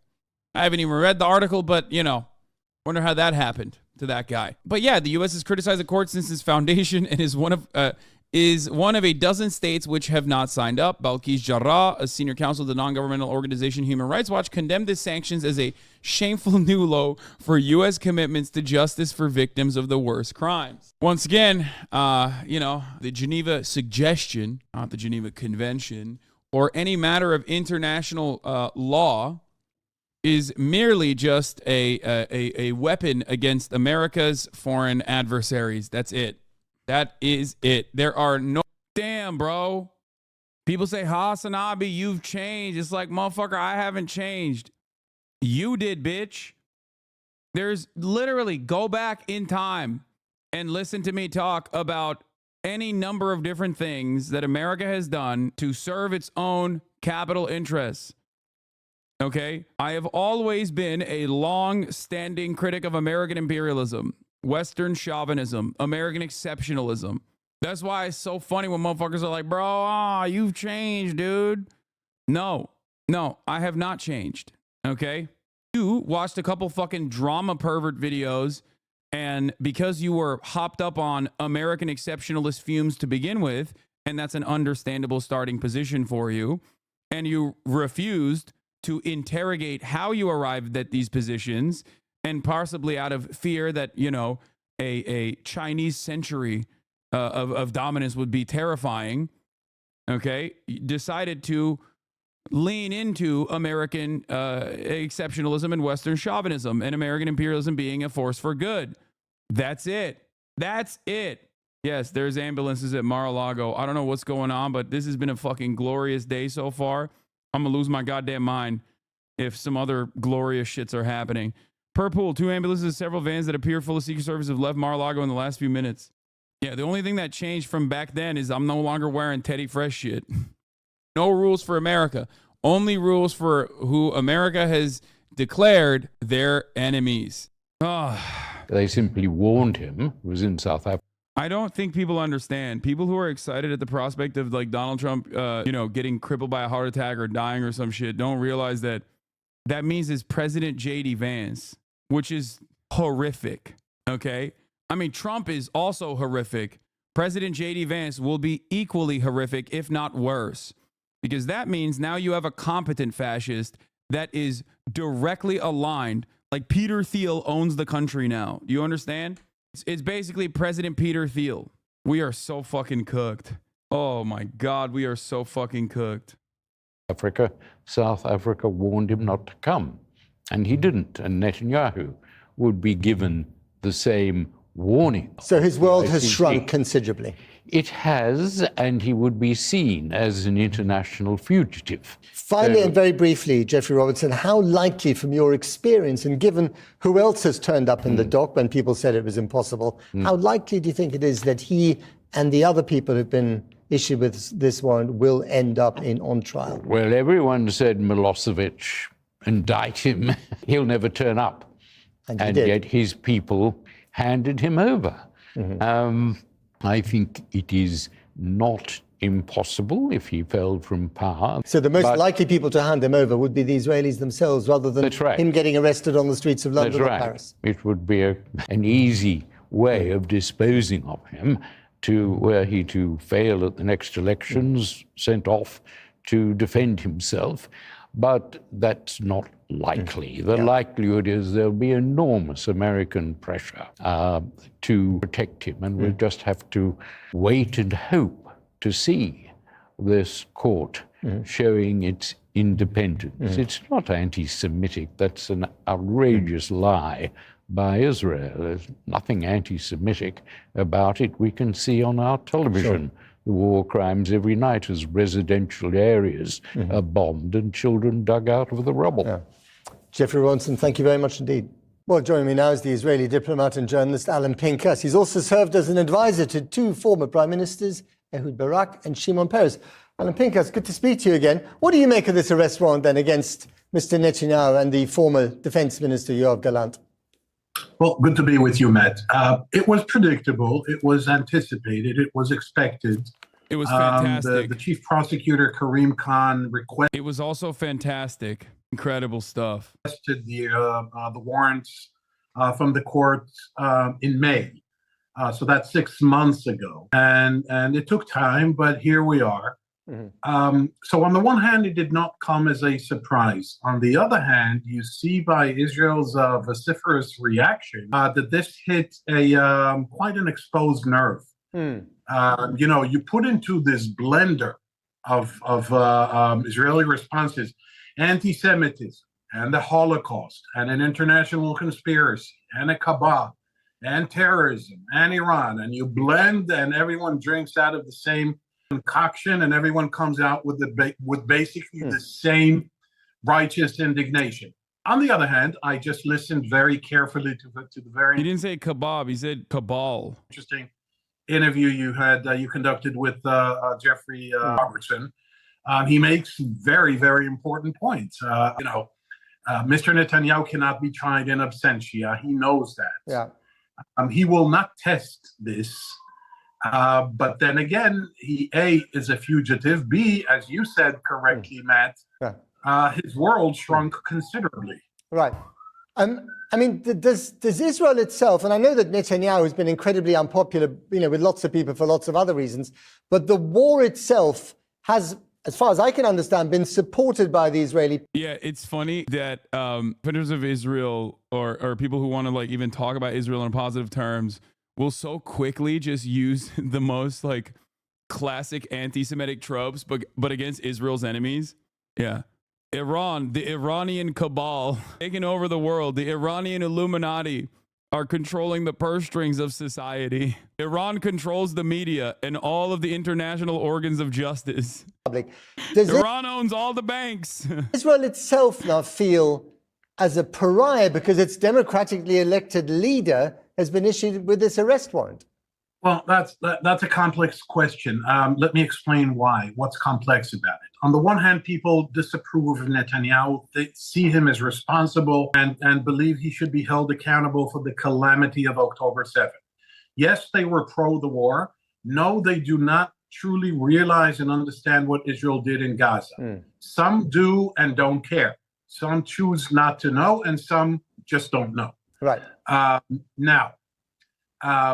You have to understand the Israeli mindset, because there's a symbolic dimension to this and a practical dimension. The practical, I think, was covered way better than I can possibly do by Jeffrey Roberts in terms of the legality or the legal issues.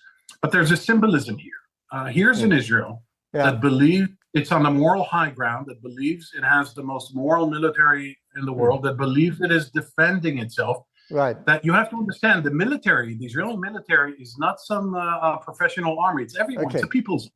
But do you? So people feel bad. Right. But do you personally agree with the government in Tel Aviv that has said this is an anti-Semitic act? This arrest warrant is anti-Semitic. No, I do not. I mean, that is clearly what they're trying to do here.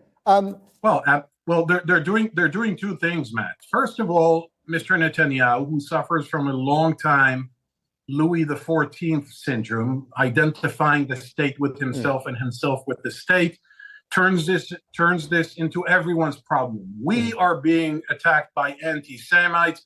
We are the victims of a global conspiracy centered in the Hague, blah blah, et cetera, et cetera. Right. The second thing is that Mike from Pennsylvania, aka Central Committee, is right. This is a bad day for pieces of shit. Okay, a real bad day. All the way from those who are conducting genocide down to fucking Twitch streamers. Okay, and maybe even kick streamers. As a matter of fact, it's crazy. It's crazy how tides turn so fucking fast. The prime minister of my country is accused of war crimes. There's no question in my mind that he will not stand up trial. But just briefly, sorry to interrupt you because we've slightly run out of time, Alan. Just one final one, briefly. Yeah. Do you think it's possible, as Jeffrey Robertson has suggested, that actually maybe the Israelis themselves might arrest him and hand him over to the ICC? No. Or is that never going to happen? No, no, for a very practical reason. If the prime minister of your country is accused of war crimes, crimes against humanity, as is the defense minister, it inevitably entails that about 200 other brigadier generals, major generals, lieutenant generals, and even colonels will be accused of similar crimes. Right. No, I don't think that will happen. Alan, we've run out of time. Alan Pincus, thank you very much. One can only imagine. Much need for joining us on such a complex issue. Matt. Thank you. The anti-Semitic decision of the bitch, you ugly ass bitch. International Court in The Hague is a modern Dreyfus trial, and it will end the same way. 130 years ago, the French Jewish officer Alfred Dreyfus was falsely accused of treason by a biased French court. In response to these false accusations, the great French writer Émile Zola wrote his monumental essay, J'accuse. He accused the French court of anti-Semitic lies against an innocent officer who was later exonerated of all guilt. Now it just sucks because, you know, you can't go to France no more, bitch. You know, you can invoke Dreyfus, but you can't go to France anymore. No more fucking French countryside vacations for you, bitch. Oh, Pack Watch. Oh, so good. It feels fucking good. International Court in The Hague, also headed by a French judge, is repeating this outrageous offense. Yeah, if Dreyfus was exonerated, why doesn't he go to The Hague to get exonerated? Yeah, just take a trip. Take a trip to Paris. Land your plane on French soil. And then maybe take another trip to The Hague. It is falsely accusing me, the democratically elected Prime Minister of the State of Israel, and Israel's former Defense Minister, Yoav Gallant, of deliberately targeting civilians. Dude, if I'm Yoav Gallant, okay, well, one, I would, you know, I would not be, because that would mean I'm a monstrous piece of shit. Just, I would use this as an opportunity. You got fired. Maybe you take a trip. Maybe you take a trip to The Hague. Okay? And then maybe, in order to get a lighter sentence, you say, listen, my bad about all the war crimes I did, all the children that I, you know, murdered. I'll take 700 years in prison, but in return, as opposed to, you know, 1,000 years in prison, and in return, I'll give you everything you want about Benjamin Netanyahu. Okay? Just saying. Could be cool. Could be a cool thing. What is this? Yeah. Right-wing Cope, by the way, he's busy talking about Hitler dead, potentially, but, you know, his opinion on Israel leaves much to be desired. Yeah, that right-wing Cope is has disappointed me, let's just say, over this past year. Like, yeah, I love shitting on right-wingers. It's my favorite fucking pastime. But I've seen the way he operates. Crazy how much this quote of you popped off on Twitter. Oh yeah, I saw this. 105,000 likes. You want every single Palestinian to be fucking executed ruthlessly on the streets so they can build another fucking theme park on Gaza, you fucking baying pig. 20 to 25 cars, 2 ambulances, and a helicopter hovering above, entering Mar-a-Lago a few minutes before the vans and ambulances were spotted leaving. Oh my God. Yeah, right-wing Cope is a bit of a lib. Netanyahu can still visit America, right? Yeah. This when we do everything in our power to avoid civilian casualties.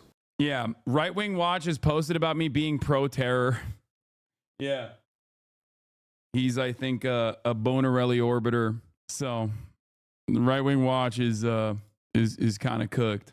Not everyone has a real moral compass guiding them, you know?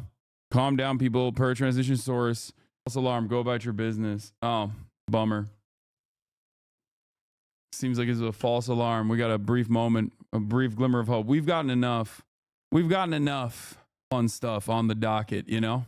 We issue millions of text messages, phone calls, leaflets to the citizens of Gaza to get them out of harm's way, while the Hamas terrorists do everything in their power to keep them in harm's way, including shooting them, using them as human shields. The court in The Hague accuses us of a deliberate policy of starvation. This when we've supplied Gaza with 700,000 tons of food to feed the people of Gaza. That's 3,200 calories for every man, woman, and child in Gaza. That's fucking bullshit. You're a lying piece of shit. Literally, no one believes this. Even the American government doesn't believe it. Right-wing Cope, by the way, what is this? Absolutely insane. Hillel's the only Jewish gathering place on a ton of campuses, especially if there isn't a big local synagogue Jewish community. I've been to Hillel events and they're super welcoming. Any national statements the org makes is not representative of campuses. Wait, what? This is not that bad of a fucking take. Hillel campus chapters events are not politically Zionist. They hold Cedars community events and other cool shit. At most, you could argue they're culturally Zionist. Yeah, this is not like that bad of a take, chat. What the fuck are you talking about? I mean, yes, Hillel, at least according to my Jewish Hasanabi heads, who I've both talked to at pro-Palestinian encampments and, you know, in this community, will argue against this sort of thing, and that, like, Hillels on campus are definitely geared towards defending Israel. It's not the only purpose of it, but that's not the take I was thinking about. Anyway, please don't talk about Hillel. Wait, what? 90% of chatters in here are solely interested in cancellations and drama. It's getting old. I agree. I can't believe I'm agreeing with Hidegio offliner right now. Anyway, let's finish this. And these supplies are routinely looted by Hamas terrorists who deprive their people of much needed food. Yet just in the last few weeks, Israel facilitated the vaccination of 97% of the people of Gaza against polio. This doesn't prevent the court of accusing us of genocide. What in God's name are they talking about in The Hague? We give them polio vaccines and then we kill them. Like, this is a week out from aid trucks being allowed to enter. This is a week out from aid trucks being allowed to enter, only to then fucking turn around and lighting the school on fire. Bro is worse at lying than content creators. Yeah, I mean, yeah. They also have allowed anti-Hamas militant groups within like actual fucking roving gangs. What is this? Philly D covered your Fox article during a stream on this morning. He simulcast on YouTube and Twitch, and it was crazy seeing the split in opinion of you based on the platform. Ethan has really radicalized a lot of people on YouTube against you. I think Philip DeFranco has a lot of lib fans because of the nature of his coverage, and it's normal that there are going to be people who read that and don't think about it beyond. Like, YouTube chat is always going to be gross anyway, but I think that it's more so just like, you know, Philip DeFranco has a lot of libs in his community. Yeah, I think I don't think it's Ethan. What is a lib to you? You throw this around often. A liberal is someone who is pro-capitalism, someone who at least like is conciliatory to the demands being made by people who are progressive, but only as long as it is inoffensive, and will regularly trade away rights for marginalized people at the behest of maintaining a veneer of civility. Oftentimes a person who doesn't have like real ideological boundaries, like real interest in protecting. I think that for many people, the moment that they consider what like a party that they're defending to be unconscionable, and the moment that they call out their own party, they move beyond liberalism. Doors open. There are many more liberals out there than there are leftists, but I think that inside of the heart of a liberal, there is either a dormant fascist, and that's not the majority at all, or a dormant leftist. A liberal is a leftist that has not been awakened yet in many circumstances. Some people hold on to liberalism as this valid ideology. They trick themselves into believing that it has like some sort of intellectual or some sort of like moral compass, but in many instances, it's just simply defending hegemony. Depending on how much you would like to defend the current systems of oppression in the interest of maintaining civility and maintaining order, liberals can find themselves in the throes of fascist sentiment. I think Israel is a great example, right? Israel is a great example of this equation. If you see man-made horrors beyond human comprehension every single day and you look away from it and you say to yourself, there's a good reason for this happening. And that is because Hamas did October 7 and they have an ancient anti-Semitic gene in their hearts. And that, you know, unfortunately, some Palestinians are dying as a consequence of that, but that's just Hamas's fault. Then you might be a liberal who is a dormant fascist. If you see homeless people and you think to yourself, oh, these criminals, they must be thrown into prison immediately because they're grossing me out, rather than look at them and say, wow, these are victims of circumstance and they must get the help necessary. It is unconscionable that the wealthiest nation on earth has 600,000 plus homeless people sleeping outside every night. We must fix this broken system. Then you're not a liberal, you're a progressive. The truth is simple. No war is more just than the war that Israel has been waging in Gaza after Hamas attacked us unprovoked, launching the worst massacre against the Jewish people since the Holocaust. The decision to issue an arrest warrant against me, a democratically elected prime minister of the state of Israel, and our former defense minister, was made by a rogue prosecutor who's trying to extricate himself from sexual harassment charges, and by biased judges were motivated by anti-Semitic sentiments against the one and only Jewish state. These judges did nothing. They did nothing against the real war crimes committed against the millions who've been murdered or uprooted by the dictatorships in Iran, Syria, and Yemen. Instead, they falsely accused the one democracy in the Middle East, Israel, thereby imperiling the right of all democracies to defend themselves against murderous terrorists and tyrants. Nor did the court do anything against the Hamas terrorists who raped our women, beheaded our men, burned babies alive in front of their parents, and kidnapped hundreds of men, women, and children to the underground dungeons of Gaza. They're still holding 101 hostages, citizens of many lands, including the United States. Come to think of it, the court did issue one arrest warrant against Hamas. Now hear this. They issued an arrest warrant against the... No, they issued multiple arrest warrants against Hamas. You just killed those guys. So the one remaining alive Hamas person also got issued an arrest warrant. Originally, the application for the arrest, it included more Hamas members. Problem is, you killed them. Corpse of the Hamas arch-terrorist Muhammad Dev. His corpse. What an absurdity. No biased anti-Israel decision in The Hague will prevent the state of Israel from defending its citizens. And I want to thank our many friends around the world, especially those in the United States, who've condemned this outrage and who have said that this decision will have severe consequences for the ICC and those who cooperate with its decision. Oh my God, Israel will not recognize the validity of this decision. We will continue to do everything we must do to defend our citizens and defend our state against Iran's axis of terror, Iran and its terrorist proxies, which include Hamas, Hezbollah, the Houthis, and others. Our enemies are your enemies, and our victory will be your victory, the victory of civilization over barbarism and tyranny. The International Criminal Court has just issued... Nazi bitch, suck my dick.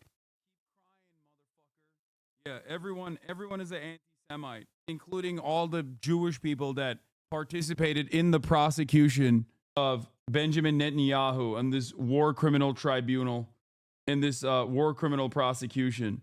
Everyone, including the Pope. The Pope is Hamas. It's just crazy. It's just crazy that, man, it's crazy that every single person that's always against Israel is just Hamas. It's wild. What a track record, dude. What a crazy track record. Wait, what do you mean Mike is low as fuck? Issued arrest warrants for Israeli Prime Minister Benjamin Netanyahu and former Israeli Defense Minister Yoav Gallant, accusing them of war crimes in Gaza, and also for a top Hamas commander, also known as Mohammed Deif, who is believed to be dead. The court says it found reasonable grounds to believe the prime minister bears criminal responsibility for war crimes, including starvation as a method of warfare. And it rejected Israel's challenge of the court's jurisdiction over the matter. CNN's Nick Robertson joins us now from Jerusalem. Nick, what more can you tell us? Well, this is a very, very significant escalation. It was first announced by Karim Khan, the ICC chief prosecutor, back in May, that he was going to seek to request arrest warrants for Benjamin Netanyahu and Yoav Gallant, who was the defense minister at the time, as well as 3 other senior Hamas officials, including Mohammed Deif, Ismail Haniyeh, Yahya Sinwar, the other. Those 3 are all dead. Deif believed to have been killed in July, so unclear why they've issued an arrest warrant now for him. But by overturning Israel's rejection of the jurisdiction and the allegations by the court, this clears the way for something very, very significant, which Prime Minister Benjamin Netanyahu and Israel have never, ever faced before. These are very, very serious charges and allegations. Yeah, it's called consequences for your actions. Yeah, Israel's never faced them. As you read them out there, that the court believes they have grounds to believe that he bears criminal responsibility for war crimes, as you said, including starvation as a method of warfare and of crimes against humanity, of murder, persecution, and of other crimes. These are very, very serious allegations. These are not the sorts of allegations that the Prime Minister has faced before. When the ICC first made these statements back in May, the Prime Minister's office said that they were absurd, that they were false, and that they were a distortion of reality. It is something that back then the Prime Minister took very, very seriously. Has been in meetings today with the US mediator Amos Hochstein, talking about the possibility of a ceasefire with Hezbollah in Lebanon to the north. But this is absolutely now going to come front and center of the Prime Minister's attention here. So this is very significant, Nick, but then what potentially could be next? Is this an issue of, depending on where Netanyahu were to travel, he could be apprehended, or is he asked to voluntarily cooperate? Yeah, this is, it's uncharted territory for the Prime Minister. Certainly, we understand the legal implications for all the countries that support the ICC. These are countries that have signed what's known as the Rome Statute. 124 countries have signed up to the Rome Statute. That includes most European countries. There are other leaders, current and former, like Bashir of Sudan, who has essentially been on the lam from the ICC for several years since they issued an arrest warrant for him. An arrest warrant issued just in the past year or so for President Vladimir Putin of Russia, who continues to run his country and fight the war in Ukraine. But we have seen in the case of Vladimir Putin that there are countries that he has avoided visiting. Thank you for saying that. Holy shit. It's serious enough that even Putin didn't go to South Africa. It's a serious enough threat. Like South Africa for a BRICS summit, where potentially, because South Africa is a signatory to the Rome Statute, he could have technically been arrested and taken to The Hague. So will the same fate or limitations on travel face Prime Minister Benjamin Netanyahu? It appears absolutely so. If he would have set foot today in the Netherlands or in the UK or in France, all signatories of the Rome Statute, he would be, or those countries at least would be obligated to arrest him and turn him over to the ICC. All right, and now we want to give you an update on this breaking news. The Israeli Prime Minister's office has just responded to the International Criminal Court's arrest warrants. Benjamin Netanyahu's office calls the warrants for him and Defense Minister Yoav Gallant absurd. The statement says, Israel utterly rejects the absurd and false actions and accusations against it by the International Criminal Court, which is a politically biased and discriminatory body. Prime Minister Benjamin Netanyahu will not yield to pressure. Countries like Iran or Russia are already outside of the sphere of influence of the United States of America. So it's not like they get, they've already designed their world around avoiding America's sphere of influence. Israel is not the same. Do you understand? It's very different for Israel.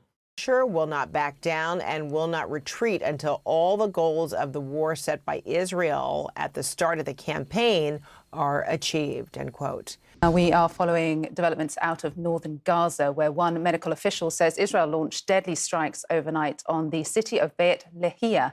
A director of the Kamal Adwan Hospital says 65 bodies have been pulled from the rubble.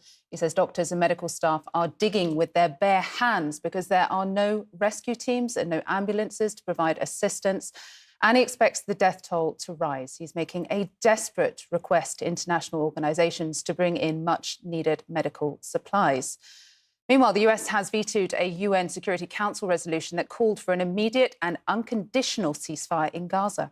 Will those in favour of the draft resolution contained in document /2024-835 please raise their hand? Those against?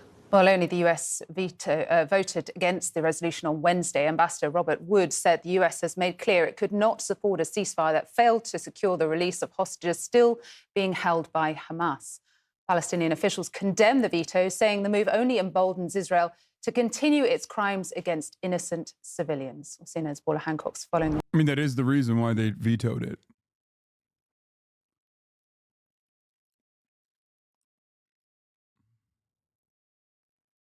That's why they vetoed it. Live developments for us from Abu Dhabi. And I guess underscoring the need for this ceasefire, Paula, if we can just go back, is what happened overnight in northern Gaza, by all accounts, an incredibly deadly and bloody night for Palestinians.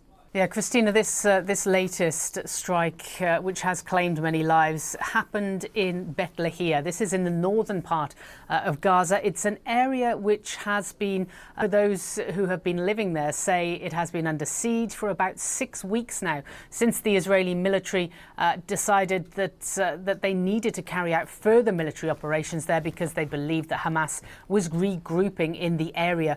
So we have seen... The people on the ground say they're being murdered, but also Israel has to be there and murder them. By the way, the UN resolution directly mentioned the immediate release of hostages, the one that America vetoed. They don't have a leg to stand on. Pieces of shit. Some very deadly strikes. We have seen some. But in all seriousness, how much weight does the ICC carry? Chad, I've said this every day. Every step you take in the right direction, no matter how tiny it may seem, is moving history forward. Okay, these sorts of things are incredibly meaningful. Will it change the trajectory overnight? Will it change the genocide tomorrow? No, but it does not matter. What you are watching is history unfolding. This is like historically incredibly relevant and very new events. This has not happened before. Believe me when I say that this is new. There's never been a moment where America's ally, like someone that America has defended so staunchly, has ever been in the crosshairs of international organs of justice. If you think it's insignificant, you're falling prey to what people want you to think, like what naysayers want you to feel like. This is a massively consequential decision. Does it mean that like overnight Benjamin Netanyahu gets arrested and goes to jail? No, of course not. Desperate messages from Kamal. Just moving in the right direction isn't enough. Children are dying right now. Dude, what are you talking about? I know. You think I don't fucking know that? You think I don't know that? You think I'm oblivious? What do you want me to say? What do you want me to do? What the fuck are you talking about? No, moving in the right direction is enough. It is important. Okay? I'm sorry that America's not invading Tel Aviv tomorrow. Okay? Just keep fucking pressuring. What a stupid fucking defeatist attitude to have. This kind of stuff is very significant because it further pushes Israel into being seen as a pariah state in the Western world. These are institutions that matter to a lot of liberals. Every single day that this sort of violence occurs, every single day that this happens, and more institutions say, yeah, no, it's done. You're a war criminal now, is another mechanism of pressure, is another moment, is another opportunity that you can use to convert others as well, to see the truth. Okay? Adwan Hospital, for example, saying that they don't have what they need to be able to save lives. And this is what we're hearing again. A lot of you are new. Like, a lot of you are fucking new. All right? You're new. This is just unfolding in front of your eyes right now, and you're horrified, understandably, by the reality. Okay? But if you were aware of the way that things used to happen, the dynamic between Israel and Palestinians, if you were not oblivious to that 10 years ago, you would recognize what a different situation we're in right now. Okay? Never in my fucking mind would I ever think after 76 years of permanent occupation and apartheid, would international organs of justice actually take serious action against the state of Israel.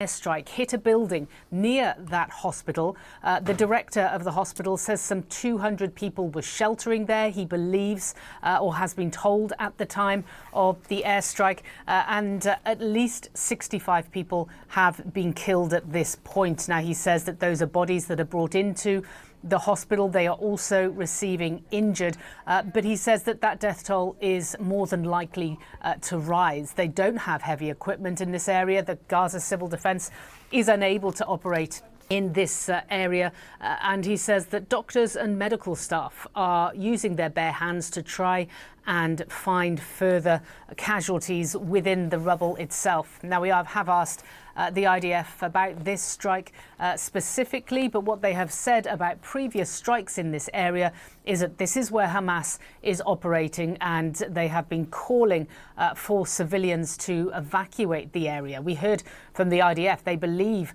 last week, they believed that in the previous weeks they had killed some 1,000 Hamas militants and detained 1,000 more. For those on the ground, though, it is a desperate situation. The director of Kamal Adwan Hospital telling us that there isn't a single ambulance in northern Gaza, and that at this point all they can do and all they have been able to do is offer first aid. They don't have the surgeons, the medical supplies to be able to offer any more. And certainly those injuries, he says, that are coming in need far more than first aid. Christina? Yeah, it is truly a desperate situation. Paula Hancock's there live from Abu Dhabi. Thank you. The world should not go. My mom was a Palestinian forcibly relocated. Yeah, dude, you're right. 9/11 happened because of Palestinians, because Osama bin Laden wrote it. Go accustomed to the death of Palestinians, to seeing Palestinian children starving, to seeing mothers carrying their children from one place to another, forcibly displaced. They should not get accustomed to seeing journalists killed and humanitarians killed, to see Palestinians detained, abducted, carried on trucks to go be tortured, sexually abused and raped. The fact we are Palestinians does not make that less shocking or less outrageous. Maybe for some we have the wrong nationality, the wrong faith, the wrong skin color. But we are humans, and we should be treated as such. Is there a UN charter for Israel that is different from the charter you all have? Tell us. Is there an international law for them, an international law for us? Do they have the right to kill, and the only right we have is to die? What the hell does Israel need to do more for this council to act under Chapter 7? What more can they do for this council to act under Chapter 7? Or will this council be the last place on earth that cannot recognize a threat to peace when they see it, when it is so glaring, so undeniable? You are witnessing the attempt to annihilate a nation, destroy a nation. It is not even hidden, it is in plain sight. And yet the very tools designed to respond to these situations are not being used. So which one is it? Are Palestinian lives not worth saving, or does Israel have a license to kill? I truly do not understand, and you're saying we cannot be for an unconditional ceasefire. What that means in effect now is that we are for a war. Oh yeah, you want to see the Hamas militants in air quotes that they're arresting, by the way? Images like this happen in Gaza every night, by the way. Photos are circulating on social media alongside reports that the Israeli army is rounding up and blindfolding Palestinian doctors, nurses, and patients outside of the hospital in northern Gaza. Some of those detained are seen with catheter bags, nasogastric tubes, IV drips, and crutches. It's wild. To associate images like that with Judaism is so disgusting. Images that are invoking the Holocaust. To associate those acts of gross violence and barbarity with Judaism is unacceptable. So no matter how much my naysayers try to fucking claim that Israel is actually the only safe space for Jews and all Jews care about is Israel and yada, yada, yada, I will not allow it, and I will never agree with it. Shame on those who think that the former ways of decrying anti-Semitism in defense of Israel, that still think that people can't see right from wrong, that still think that you can just shame people into silence like this. This is how supporters are justifying these images. This is what defeat looks like. Massive Hamas surrender in northern Gaza last night. And before you ask, they're stripped down to their underwear so Israel can ensure they're not strapped with explosives. But also, every time I post a picture like this, all the social warriors come out to play with it. They are humans. They deserve dignity. Why does Israel have to humiliate them like this? Stupidity. So let me tell you something we learn from Jewish scripture. He who is compassionate to the evil will end up being evil to the compassionate. Like, this guy is literally, I mean, Nazis are salivating, okay? This is what I mean. Like, trying to associate these inhumane acts that are akin to the fucking Holocaust, images that we saw for the Holocaust, with Judaism is a wonderful gift to every fucking neo-Nazi in the Western world. Okay? Like, that's crazy. These genocidal maniacs deserve zero compassion. I don't think I need to remind you what Hamas did on October 7th. Fix your moral compass. 30K likes. Yeah. Oh, yes. And there are people of all ages here because there are people of all ages in Hamas. They've recruited women, children, old men, and everyone else who wants to kill Jews. Yeah, these guys were doctors and patients, by the way. These are people that they stripped, humiliated, packed up, specifically to send to the concentration camp where some of them will be raped to death, okay? Anyway, let's finish. Say we cannot be for an unconditional ceasefire that does not release the hostages. Is this war releasing the hostages? Is it even trying to release the hostages? So what does it mean? We accept this war that is killing hostages and that is killing, maiming, terrorizing, destroying an entire nation. When is it enough? When is it the point where we say, no, we mean ceasefire now? Does this guy speak Hebrew? I know he's a Palestinian Authority guy, but it's really interesting how he says his R's. It's not. I know many Palestinians do, but his accent sounds more Israeli than Arab.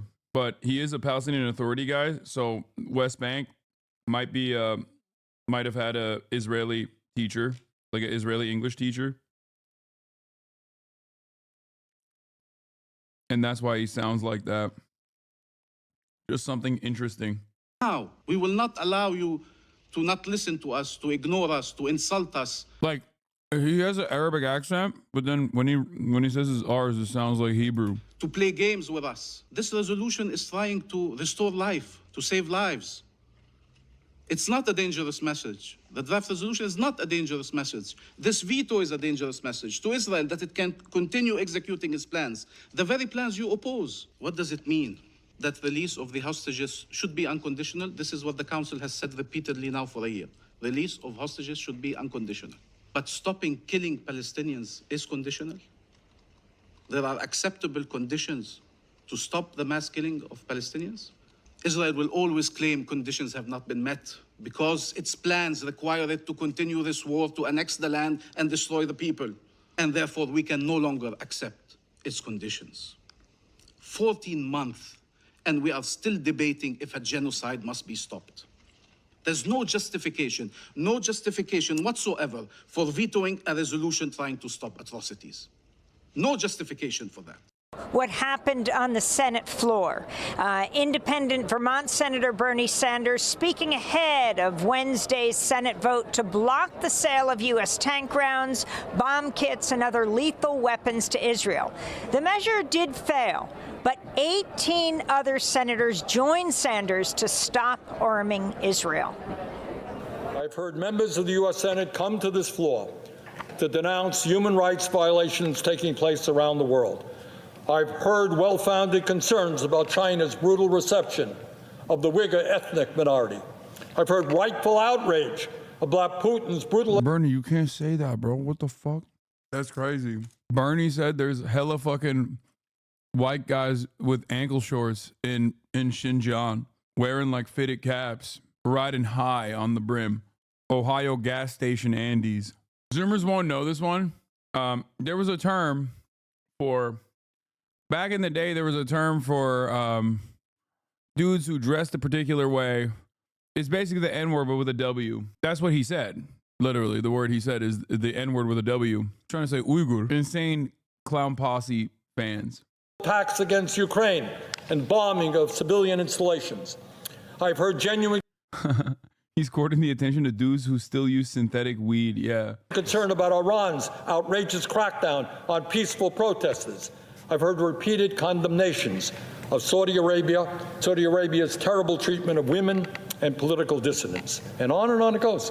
A lot of folks come to the floor to talk about human rights and what's going on throughout the world. But what I want to say to all those folks, nobody is going to take anything you say with a grain of seriousness. You cannot condemn human rights around the world and then turn a blind eye to what the United States government is now funding in Israel. People will laugh in your face. They will say to you, you're concerned about China, you're concerned about Russia, you're concerned about Iran. Well, why are you funding the starvation of children in Gaza right now? So that's Senator Bernie Sanders. While this move did fail, it was the largest grouping of senators to vote against arming Israel. Akbar Shahed, if you can talk about the significance of this and the latest piece you did on what happened in the White House and how they were threatening these senators. Your exclusive White House says Democrats who oppose weapons to Israel are aiding Hamas. Absolutely, Amy. And I'll just start by noting that what Ambassador Bamia and Senator Sanders said that really speaks to the salience of this issue, right, and why it's not going away, something that the Biden administration has failed to grapple with. In their thinking, they think, well, people will get over this like they've gotten over foreign policy slights and missteps by the U.S. before. I think this is a fundamentally different issue. And what the Biden administration tried to do to kind of not just tackle and continue support for Israel, but to reject scrutiny and kind of threaten senators was really striking yesterday. So the exclusive I got that you were talking about was a document from the White House that they prepared and sent to Capitol Hill on Tuesday, 24 hours before the vote, where essentially they said, if you vote against weapons for Israel, you as United States senators are supporting Hamas, Hezbollah, and Iran. Now, that's the kind of accusation and rhetoric that observers say is reminiscent of the Bush administration, right? You're with us or you're against us. And that's the kind of... Yeah, because American foreign policy is uniparty. And it's so funny that the same fucking liberals that in the Bush era would have been firmly in opposition of this kind of sentiment, like, if you don't like it, leave, or you're supporting the terrorists, are without even a shred of irony. Fragile ego, fragile body, weak mind, weak spirit, Hassan. You talking about me or are you talking about Joe Biden? The very same liberals that originally would have been grossed out by, like, in the first Trump administration, the type of shit that people were saying, like, you know, the Steven Crowders of the world, like saying unimaginably racist, xenophobic shit, saying stuff like, oh, just leave the country if you don't like it, all this stuff, right? Are now repeating those statements. Like, it's shocking. What is this? Wonderfully stated. It's crazy how Hassan's community takes themselves so seriously, Lamau. They live in an echo chamber of fervent superiority that everyone else can see is cringe and actually psychotic. They're gatekeeping and genocide right now. That is what they're doing. Wait, what? Wonderfully stated. People like that are the biggest obstacles of Palestinian emancipation right now. They look and sound like fucking freaks and make their cause sound unimaginable and unrealistic. This person is literally a former fallen fan. He's saying unimaginable, talking about Palestinian emancipation. This 100% is a former Hasanabi head, the person who wrote this. I welcome every single person that speaks out against the atrocities that Israel commits on a daily fucking basis. I, however, don't think that it is valid to routinely go after one of the largest communities that combats anti-Semitism and Islamophobia with the same fucking severity while maintaining an anti-Zionist position. This is not gatekeeping. This is simply people who are being far too fucking gracious. People who are being far too gracious to those who have no grace left to give to any other person. He literally posted on the D-Reddit. This comment was posted by another Destiny fan. This is a former Hassan fan who's a Destiny fan now. Or maybe Destiny fans have been watching me so much that they literally fucking sound like me now. If they really wanted to help people of Palestine, they only want to use their suffering to virtue signal about how morally and intellectually superior they are. They don't actually give a fuck about human lives. Yeah, I don't know who this is for. Like, I'm gonna be honest with you. I don't know who the fuck this is for. I don't know why he like wrote this. Because I don't think anybody believes this. If you believe anything that happened here, that I'm not trying to desperately bring on more people to recognize the truth about what Israel is doing, or that I've been viciously fucking attacked by random drama perverts who can't just stop making themselves the centerpiece of an ongoing genocide. Like, if that's gatekeeping, I don't know what to tell you. But I don't know. I don't know who this is for. Like, no one is going to read this and be like, you know what? You're right. I actually don't think Hassan and his community are sufficiently pro-Palestine. They're just there to morally and intellectually feel superior. Yeah. I saw a comment on HD subreddit today saying Boy's commentary on Israel is measured, whereas you sound like a terrorist. I love the Aussies, but that's so blatantly Islamophobic. You could say many things about Alexa's commentary, but measured is not a word I'd use, and I love him for it. He's also very much openly radical than most YouTube leftists. Yeah. Saying that my commentary on Palestine is infinitely more radical than Boy is so funny. because Alexa is a million times more radical than me. He's Australian, okay? Aussies don't have the same fucking limiters on, okay? And of course, I love them. I love them to death. Yeah. Chat, judge me by my enemies. If you cannot make up your mind on the virtues of the things I speak of, judge me by who looks to me and says, you're a bad person. Okay? That's it. This is an attempt to get you to collab. It's an attempt to say you should collab with Nazis so they can say you're a Nazi too, lol. Wait, what? I will never collaborate with Nazis. The fuck? Then they would collaborate and compromise with more communities that do want to help. Wait, what? I do. I don't think this person has ever watched a single fucking moment from my broadcast. I was willing to even collaborate with Ethan, you know, far past the point of him ending leftovers. The fuck? He called Jewish Voice for Peace capos, dude. The fuck do you mean? That was like early into Israel's genocide. People yelled at me non-fucking stop. You helped put together Creators for Palestine? I know. People yelled at me non-stop for being far too gracious to Ethan over and over again. What a ridiculous crock of shit. Yeah. Collaborate and compromise with more communities like the Try Guys, Smosh, like the Campus Encampments, like the Uncommitted Movement, like having Rashida Tlaib and Ta-Nehisi Coates and Motaz Aziza on stream. Like I've had literal fucking genocide survivors on stream. Here's how you should do it. It's so funny. I literally had Asmongold on to talk to him after his statements about the barbaric nature of the Palestinians. Yeah, I saw this. I think this guy is, he's on Ethan Klein's show. I think he's Arab, I believe, and he can't win. No, because you're either fighting against your guy because you believe it, or you're fighting against it, but you get called like an Uncle Tom or... No, so the problem is he even, after an Ethan Klein show, what I saw is he went and he did his own stream and he booted it up. And he was like, literally... Why are you stalking Ethan's producers, man? What kind of freak shit is that? Really just watching Hamas. DDGers? Yeah. It's propaganda, right? And his audience still turned. It wasn't... This man said AB was watching Hamas propaganda. Literally just watching Hamas propaganda, right? And his audience still turned. It wasn't enough. Oh, Jesus. Because you're working for, you know... The King Zionist, yeah. You know, the Kleinenstein. True. You work for the Kleinenstein, you got to stand up. You can't do anything there. This guy, AB... I just don't think that Ethan is aware that his, like, or maybe he doesn't care, that his community is, like, entirely brigaded. His subreddit is filled to the brim with people who might be tuning in as long as he's, like, giving those guys what they want, which is blood, right? But most of his community is fucking leaving in droves because he spent years and years developing a wonderful progressive community only to cast them aside so you could get fucking allegiances from... like the weirdo neo-Nazi brigade, like all the fucking drama perverts, Keemstar orbiters who literally collaborate with Nazis, and some of them are straightforward Nazis. Keemstar being another one of those people. I don't know how he just doesn't understand. Thinking with which the Biden administration continues to approach critics. There's no way he lost 480 subscribers, 80,000 subscribers since last year. That's insane. What?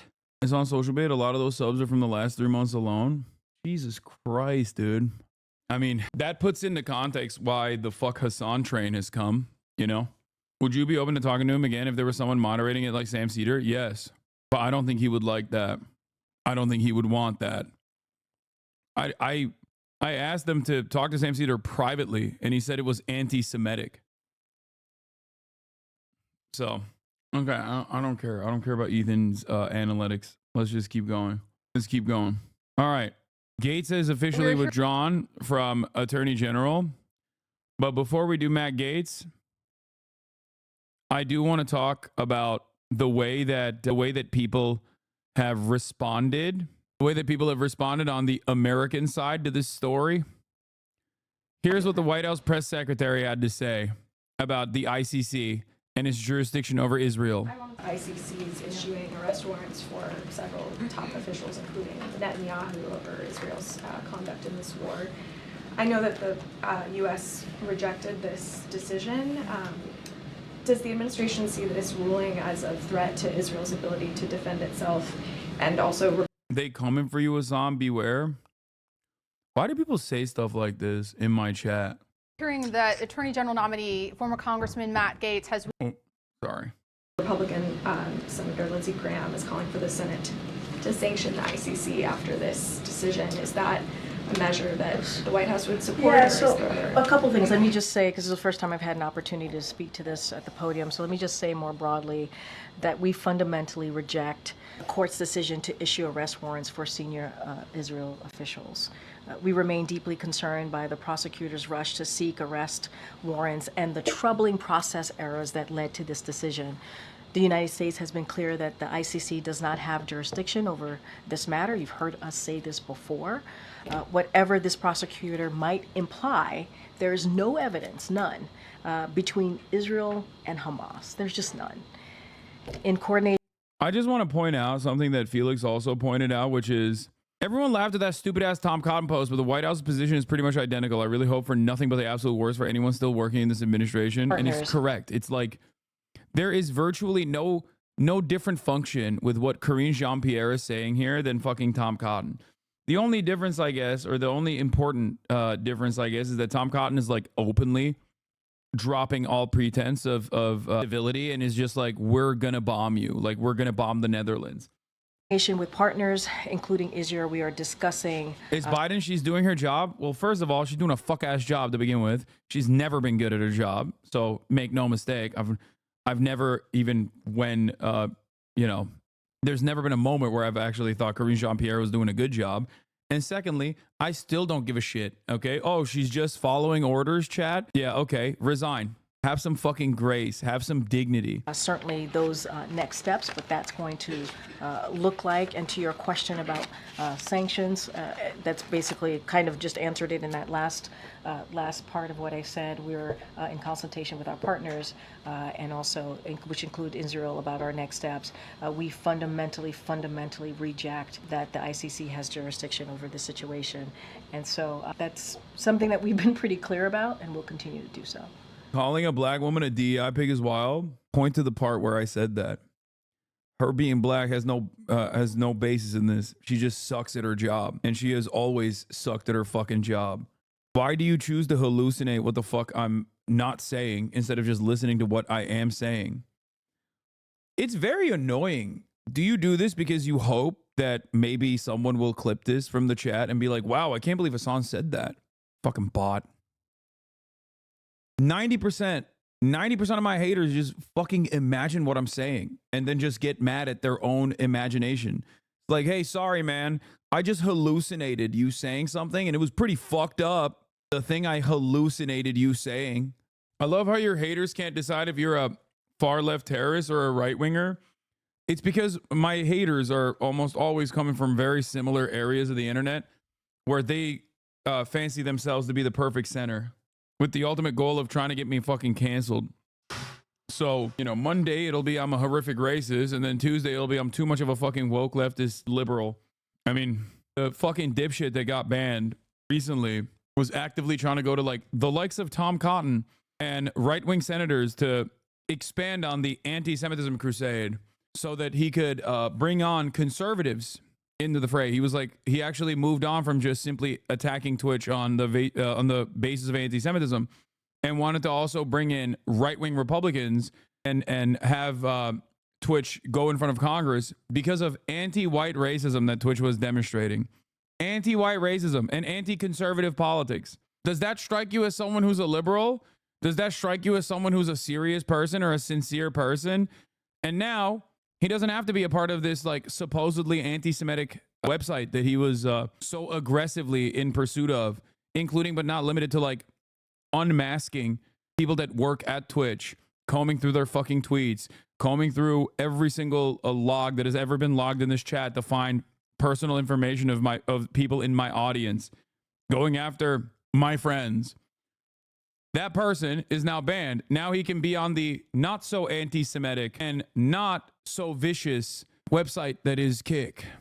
Now you can be on the, now you can be on the website that doesn't have those sorts of things, right? Now you can fucking stream from Kick. Living out so hard he turns into a groyper. No, these guys are, and I've said this so many times, they're just they are debate mercenaries, dude. They don't give a fuck. They don't have any sort of real conviction or any sort of real interest. They don't have politics. It's just sport. It's blood sport. That's all they care about. I don't know how I can I do not know so much Hassan hate on the main H3 sub. All alts that post. As a black man, I find H3 brave and Hassan a terrorist. Yeah, I don't care.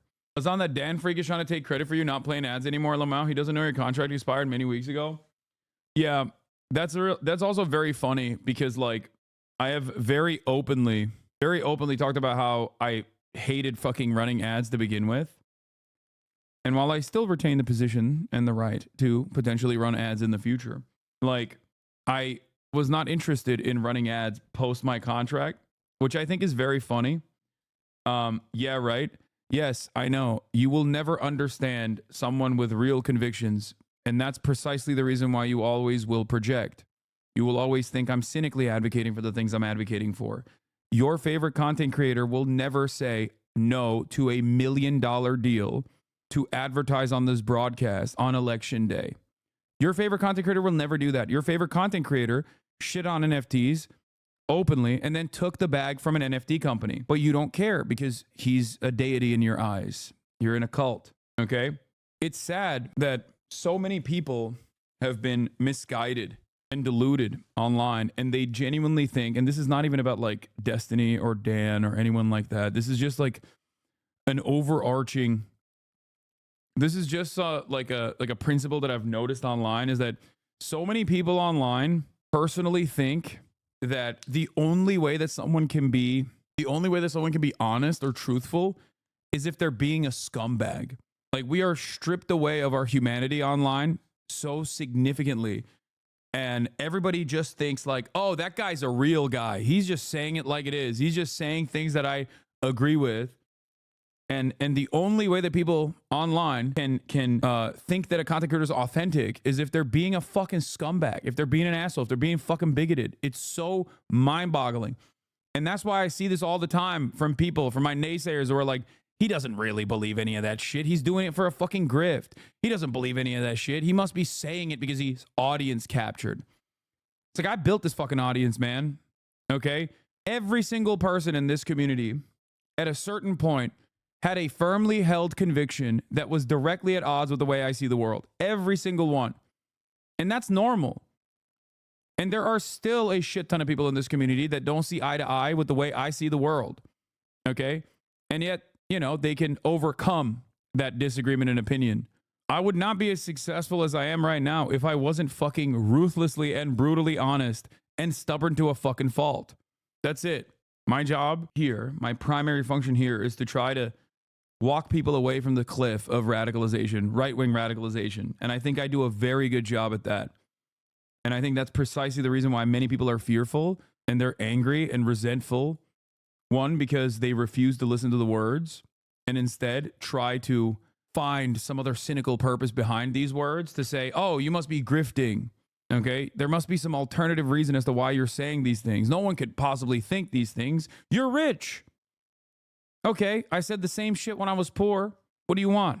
Me to change my entire worldview now that I've seen financial success? What the fuck?